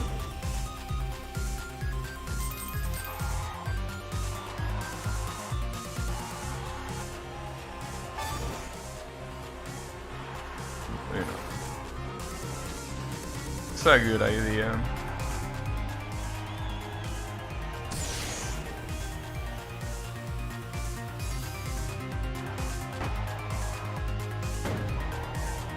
So obviously, when it comes to aesthetic, I definitely prefer cars. But yeah, the amount of money you need to spend is absolutely ridiculous. I will say that it's definitely not worth it unless you are super wealthy or rich, obviously. The only reason to get a car over a bike is because of the comfort. Fuck carrying more people. I mean, after all, you don't need to do that. After all, I mean, you're not a taxi driver. You definitely don't need to.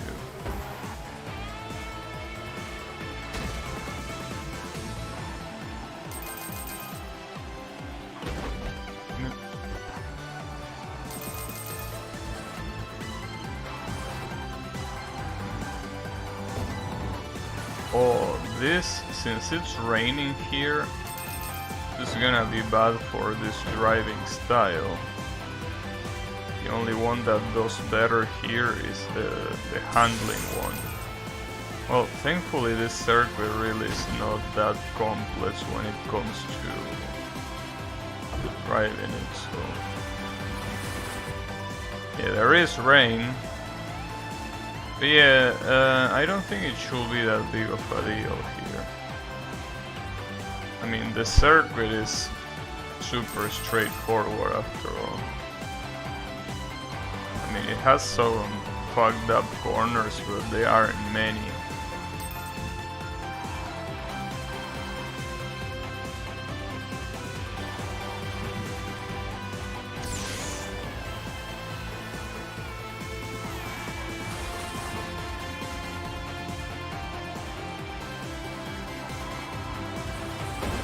Damn it. That might be a problem. Well, that's one of the corners that was actually one of the possible one of the possible troublemakers.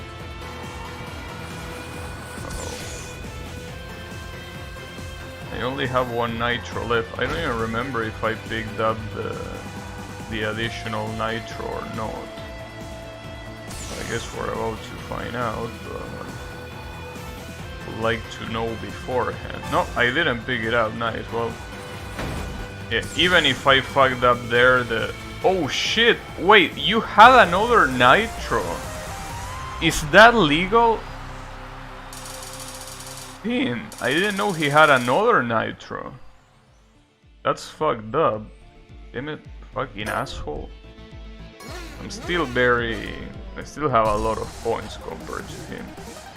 If you have a car, they will always ask you for a ride. Well, I don't know. That depends.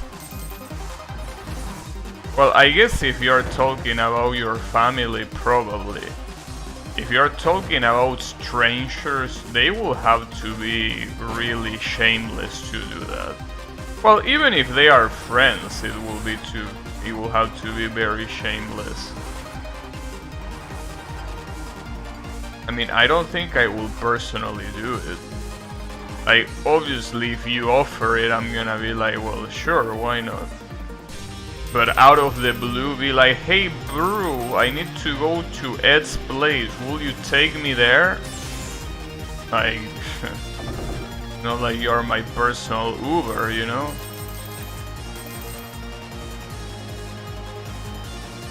I don't think that will be the case. And if that's the case, that will be completely shameless. If I was in your shoes in that scenario, I will definitely say no. Like, fuck you, bro.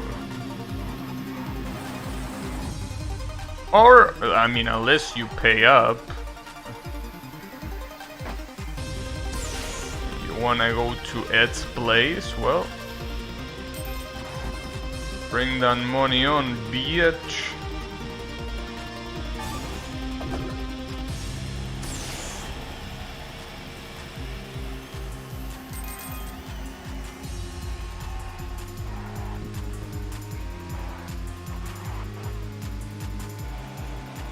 I have 2 nitros here. This should not be a problem. Probably should save them for... Oh, too late now. Damn, this asshole, how many nitros do you have stored up your ass? Fucking bitch. Don't think you should have another one. And even if you have another one, you shouldn't reach me. Now you're done. That morning I drove you home, I offered, but some friends will always ask. Yeah, that's what I know that you drove me home a couple of times, but you offered. I wasn't like, hey bro, I know I can just call a taxi or shit, but can you take me home? Right?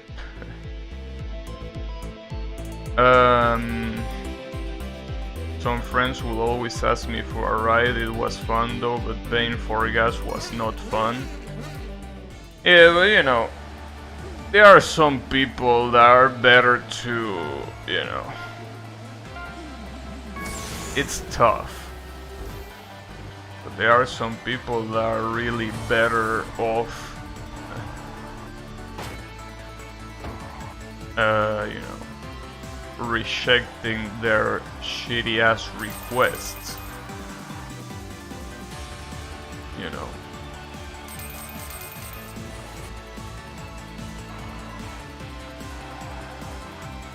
Well, I mean, after all, like, there was a friend that we used to talk,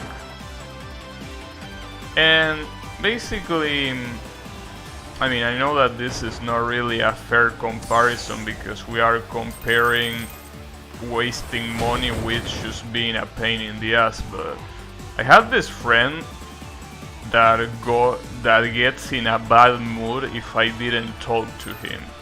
And I'm like, dude, I'm not your personal clown. Or even worse, I'm not your girlfriend. Like, fuck you. If I don't wanna talk, I'm not gonna talk. Like, Jesus Christ. What do you think this is? Fucking comedy show? Yeah. There are some friends that are better to have them far away.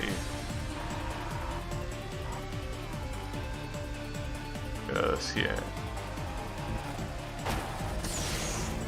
Because they really start abusing of that status, right? Like, obviously there is always, like, you know, I mean, favors exist, right? Like, you can always do someone a favor, but when that shit is constant, it's like, dude, like, come on.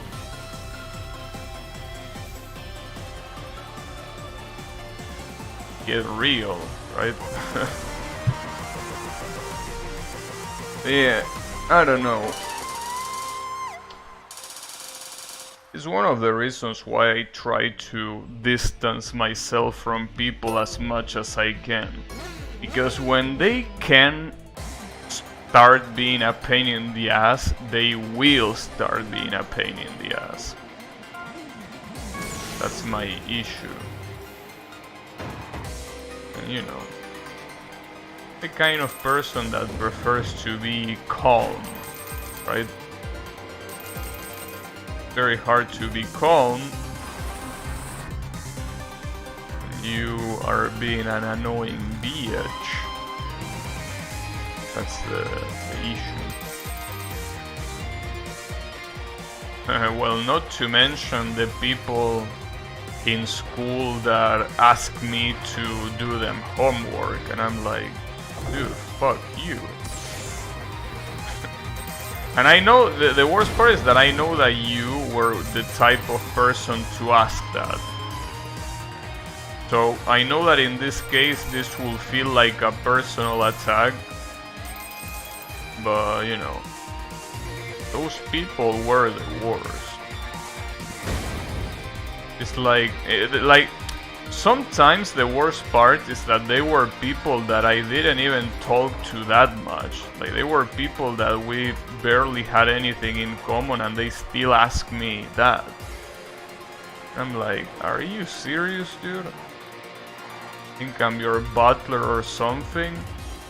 And you ask your mom to do your homework.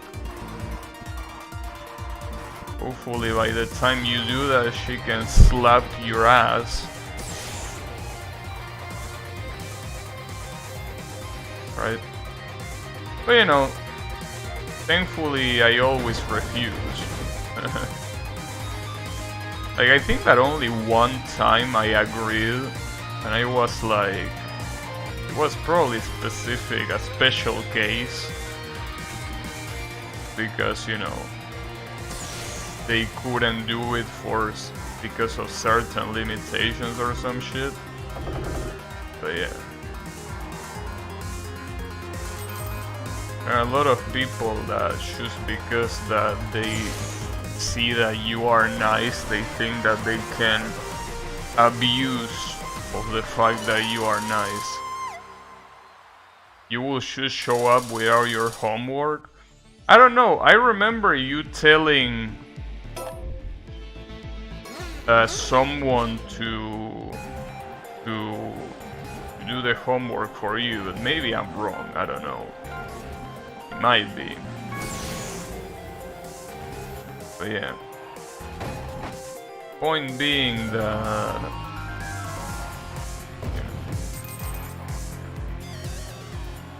it's very annoying.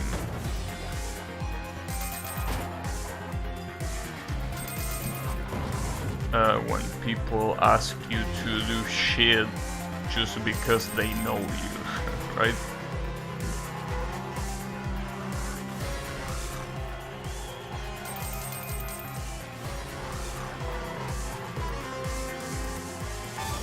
As I say before, favors exist, right? Like something that, you know,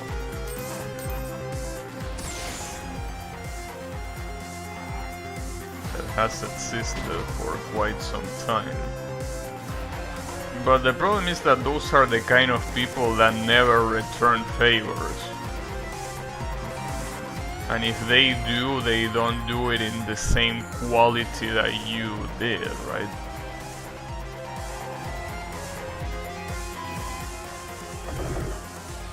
Didn't care enough about homework to even copy it? I see.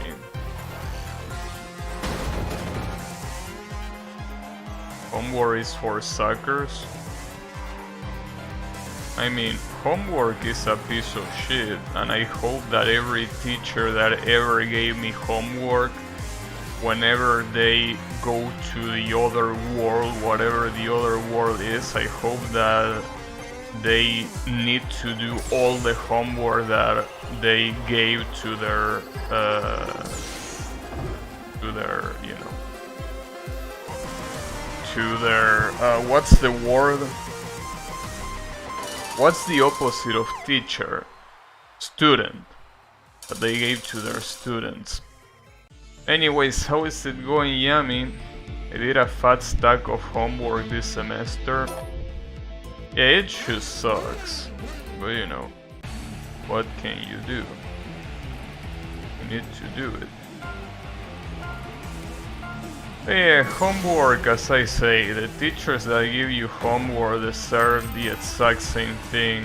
Well, the problem is that they probably already received homework when they were kids, but that's even more of a reason why they deserve it again, because instead of breaking the cycle, you still do it like a fucking bitch. So, you know. Yeah.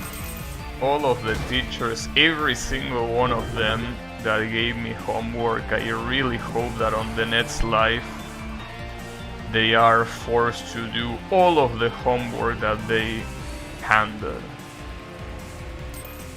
Homework is useless and counterproductive. Don't let anyone tell you otherwise. School should be for learning, not for, you know, giving you shit to do on your home. On your home you should also learn, but other things, not the shit that you see on school. And I mean, I'm sorry if your parents are shitty enough that you need to be occupied because they can't stand your ass. That's your parents' fault. But, you know, if that's an excuse that it's very common. That homework, well, as well as the school in general, is something used to keep the kids occupied so they don't annoy the parents. Well, that's just you being a shitty parent. If you can't stand your own kid, then you didn't do a very good job at raising them. You know?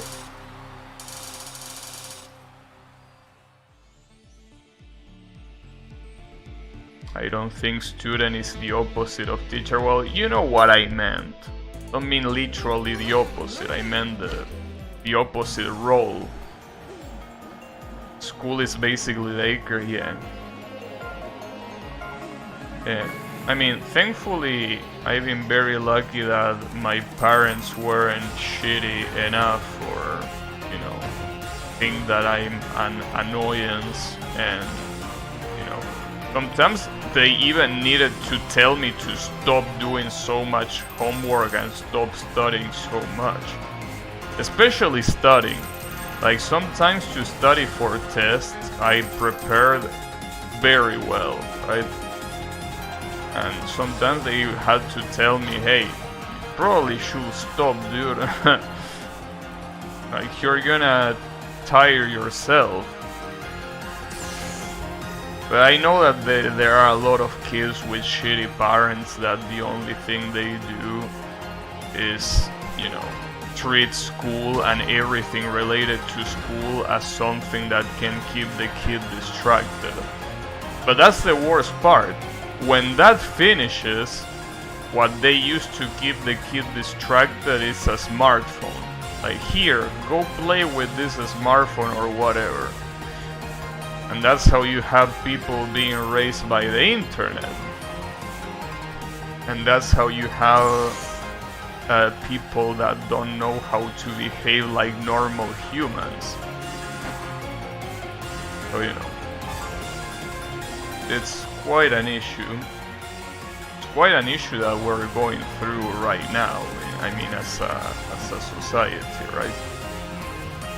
The kids are not being raised by their parents anymore because parents are, on the majority, absolute trash at being parents. Obviously, trash parents always existed, but I think that lately they have been growing, you know, larger in number. And obviously, shitty parents ends up producing shitty kids, clearly. Why don't parents keep kids busy with Toho? I think that's even a worse idea. You wouldn't want a Toho fan as a kid, would you? In school, people were on their phones all day with internet and stuff, or using emulators and playing Pokemon. Well, when I went to school, phones, or particularly smartphones, weren't really that common. Like, when I went to school, like, smartphones only became truly popular when I was pretty much on the last years of high school. So it wasn't in my case that, but it definitely is the case now that smartphones have been established. The idea is not torturing the kids neither. I know. No, I mean, having a Toho fan as a kid, the problem is that what if they become a secondary? That's the worst part. What if they start talking to you about Daiose and Koakumas if they were actual characters? Like, Dean. Will be fucked up. That will be fucked up. It's okay.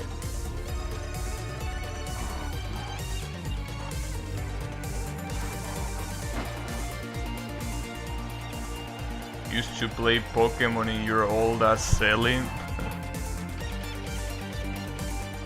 It's just that, I mean, most people in my class were very dumb to even know how to operate an emulator. So, you know.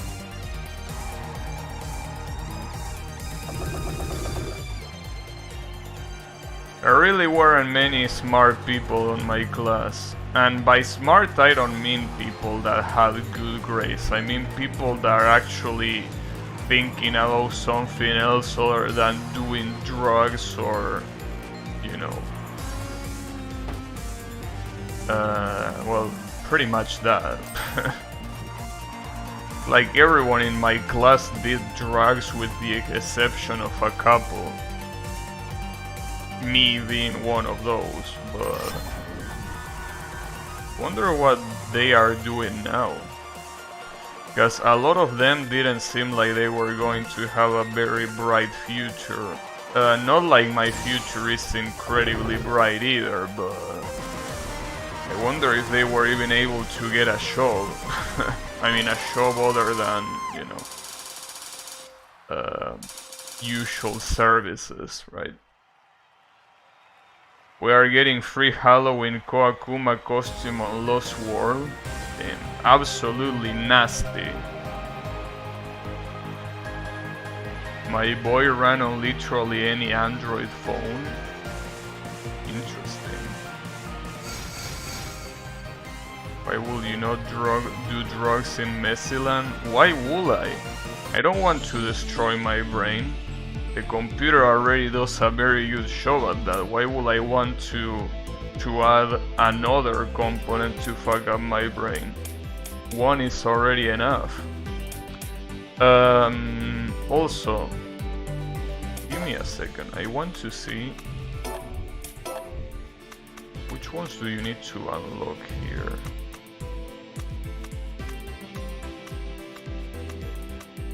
Oh, wait a second. 1, 2, 3, 4, 5, 6, 7. Alright, and how many there are here? 2, 3, 4, 5, 6.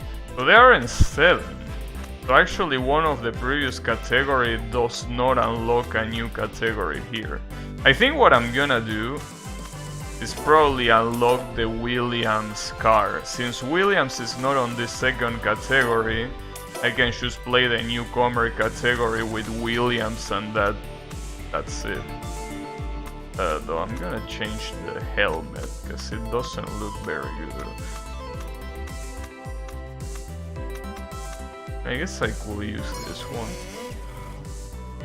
If you did healthy things like cocaine, you wouldn't. I don't know, dude. You're literally the only one here that doesn't like I wanna be the guy. Like, you're talking as if I wanna be the guy was something that was widely agreed to be bad. You're literally the only one bitching about that game. Literally, the only one bitching. Just the same way that Kolo and Yami are the only two bitching about Touhou, you're also the only one bitching about I wanna be the guy. So, you know.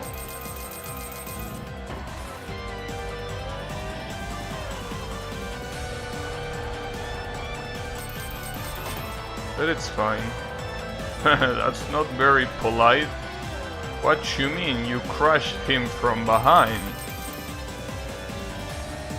I am the master of my fate. What is this stoner events? For the Queen's crown? So I'm assuming this is supposed to mimic a British driver, right? I mean, not like the UK is literally the only country that has a queen, but you know, one of the most prominent. You don't mind it every once in a while? Well, too bad, because it's probably a game that I'm gonna play every week, so, you know. Yeah. That's the way it is. Doesn't mean you can talk shit about it. I mean, I honestly would prefer if everyone in my chat didn't talk shit about the games I played, if it's possible. I mean... No, let me correct myself.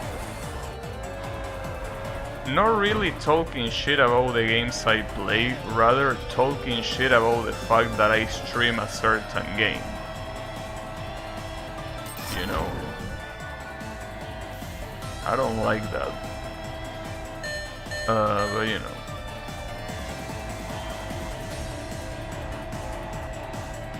But it's okay. I mean, you can still do it. We're talking about what can or cannot be done. You can still do it. Just don't like it.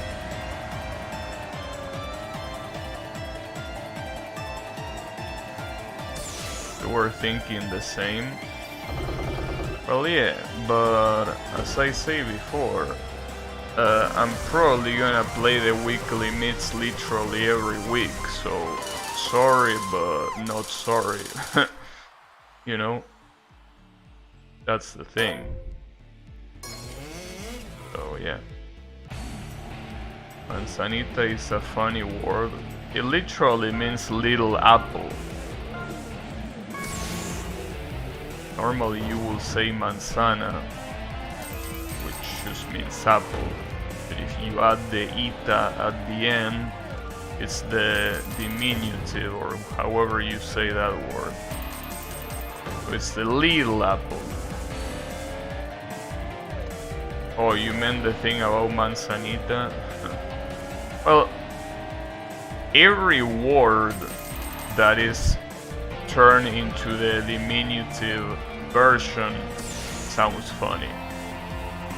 Because basically, Spanish, well, I don't know how many other languages have this particularity, but in Spanish, saying that something is little, you can do it in a single word. You don't need to say little this. You should say this with a specific suffix, in this case ito or ita, right?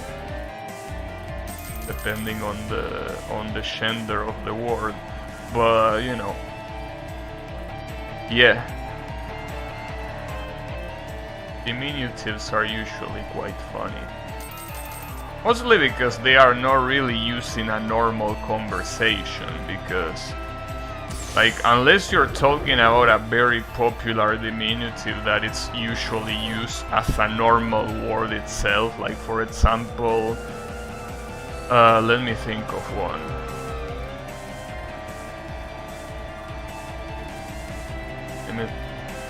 Like for example,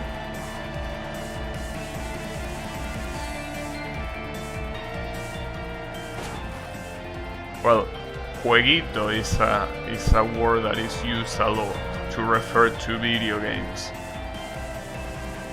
So that word might as well be considered like a base word in itself, because it's used so much and it's used to refer to something very particular usually.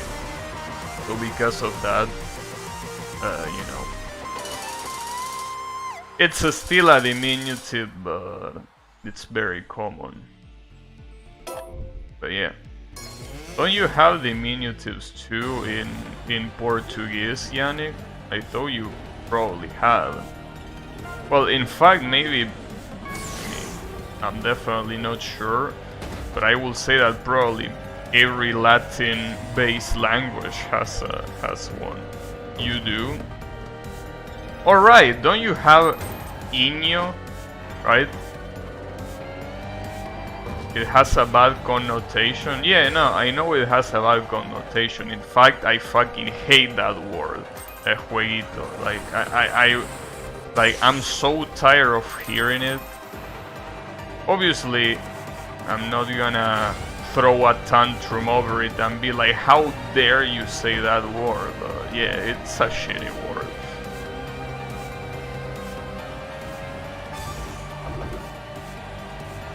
Yeah, I think it is Iño. Yeah, I mean Ronaldinho, that's an alias. They call it, his real name is Ronaldo de Assis Moreira or something like that. Yeah, I know, Iña and Iño. Like, yeah, I think it's called like that, Ronaldo da Silva something. I don't know. Well, the da Silva is a very common last name.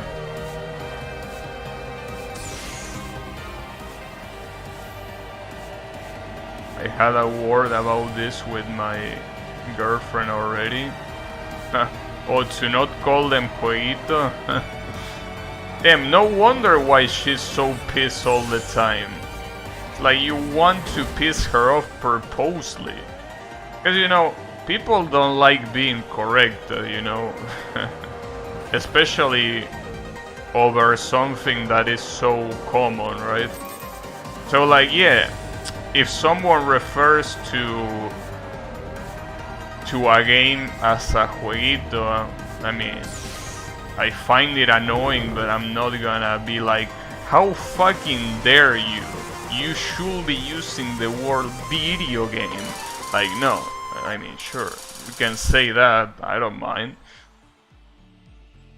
Or I do mind, but I'm not gonna go as far as to tell you to stop doing it, because, you know. You also call the fucking master of football? Oh, you mean Ronaldinho? Yeah, true. That's also true. You know, yeah. It's funny, there are so many football players that have a specific name, or rather a specific alias. Then you realize that their name is completely different. So obviously that's more common in artists than in football players, but it's still...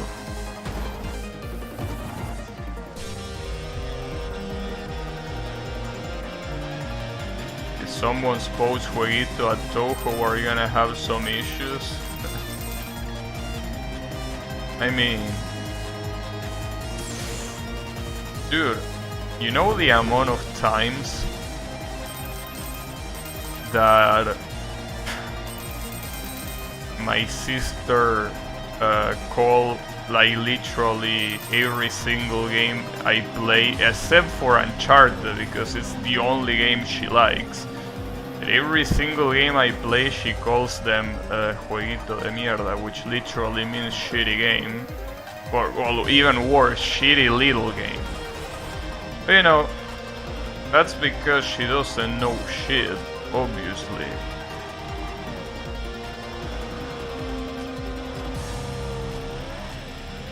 The funny thing, what I love the most about that, obviously she says it as a joke, but I think that deep inside she literally believes that. Smart sister, yeah. Smart sister until you realize that she plays games like Candy Crush, the usual shitty Vishewell clone, obviously including Candy Crush. She plays the Harry Potter game, the one that... It's like one of those shitty games where you have to manage energy that gets recharged daily, and it's barely even a game. You just have to click, well, click, not even click, tap the screen. So yeah, very smart sister, I agree. But you know, that's the funniest part. It comes from the mouth of someone that plays that garbage. Like actual shitty games that can barely even be called games. But you know, she says it half as a show, really. There's not much more to it. In one of our first dates, we went to a bar and Senseiya... Damn, I didn't even notice the lab card. Senseiya was on screen. He saw me starting at it and said, "What's the deal with that dibujito?" And I had to do some explanation. Damn, dibujito. That one also hurts. You're describing my... Damn it. That's right. I remember that I should stop reading Yami's comments. You're one step away from me clicking the ignore button, you know that, right? I'm one step away from doing that.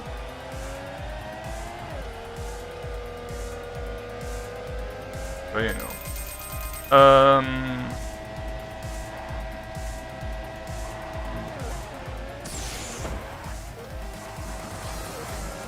Point is, yeah.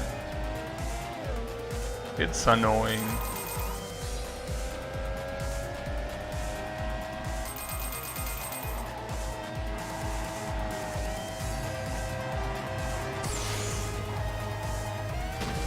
Yeah. Wait, is this the last race? No, I think there is another one after this. There's probably another one. A master of patience. What? What did it say? Definitely not a master of patience. I can guarantee you that. But yeah. Saint Seiya. You know, speaking of Saint Seiya,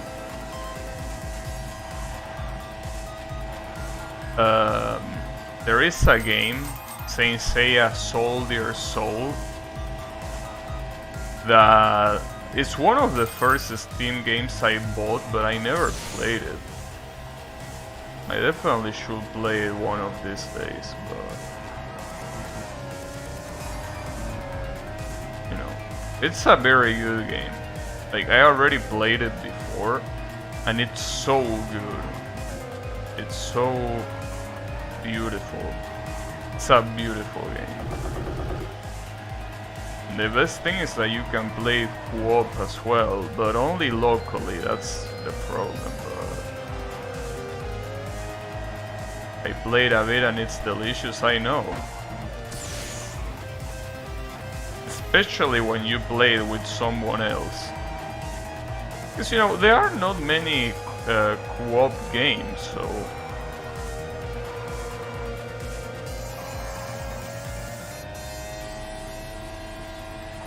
One of those things that it's really a blessing to exist. Right? It's really a shame, though, that there are not more co-op games. Or even games that are not co-op, but at least, you know, have a mode to be co-op. I mean, Saint Seiya is not meant to be a co-op game, but it just has that mode. The first thing I bought on Steam was a shitty hat and a couple weapons for Team Fortress 2. Damn, my mind literally went full Spanish there. Team Fortress 2 Enshi. What's Enshi? Enshi?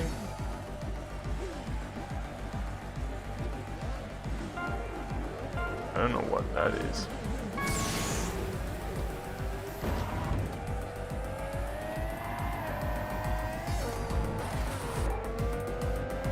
Oh, the engineer. Yeah, because that game has classes. I never played Team Fortress. No, it's one of those games that I don't know why I never played, but I never played. I think the reason why I never played is because I always thought that it's a game that looks like shit.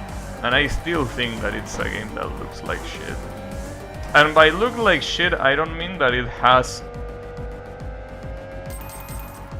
bad...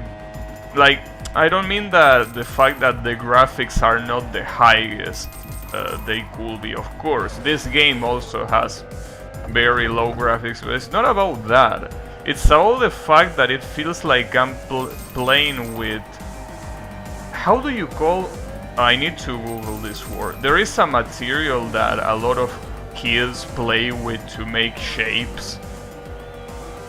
How do you say that? Fuck, I don't remember that word. Damn it, what was that word?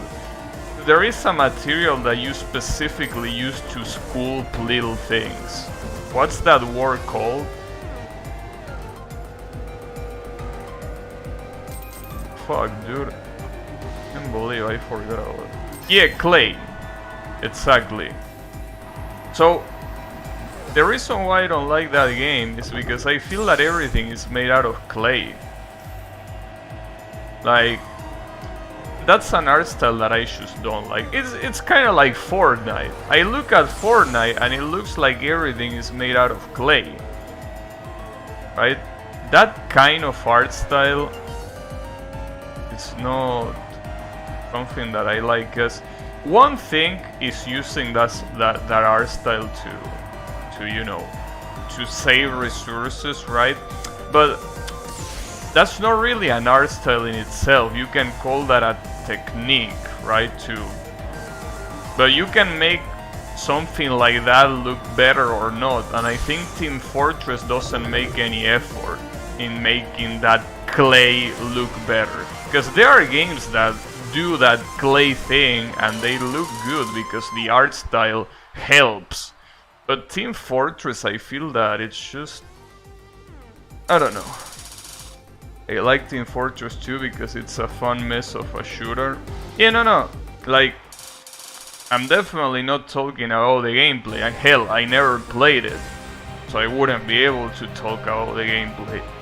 But it always like stopped me from trying it because of that, and also because of the shitty ass memes that it has. Like, it seems like the kind of, just like Touhou basically. If you go to any Touhou community, the memes are bottom of the barrel garbage, right? And I think that that's what happened with Team Fortress 2.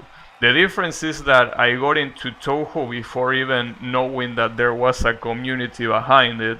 But with Team Fortress 2, my first approach was through the community. So when I see all that shit that to me is not funny, that only a toddler will laugh at that, I'm like, fuck this shit. Especially because it's a game you play online. And if that's the community, I really don't want to share a space with them. As I say, I also feel that way about the Touhou community, but the difference is that, again, I don't give a shit about it. And you don't need to, because it's a single player game after all. Which is, you can't say the same thing about Team Fortress. I don't like how CSGO looks and it's boring. Yeah, but CSGO, what does CSGO has to do with Team Fortress? I mean, CSGO is mostly used as a competitive FPS. It's not used as a fun game like Team Fortress. CSGO is supposed to be try-harding. I mean, I'm sure there are people that try hard Team Fortress 2, but I don't think that's the point. Also, what happens if I press Senna here? Oh, alright.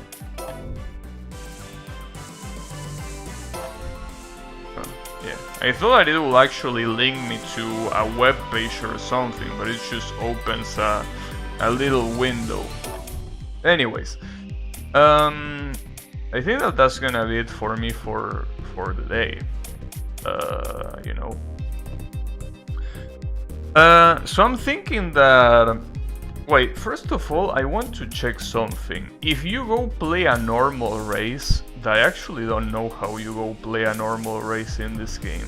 Can you even play a normal race in this game? Like, if I go to tournament mode, for example, can I even pick the Formula 1 cars? Or are they like a completely different mode that does not share the same game as this? Damn, you actually cannot. That's interesting.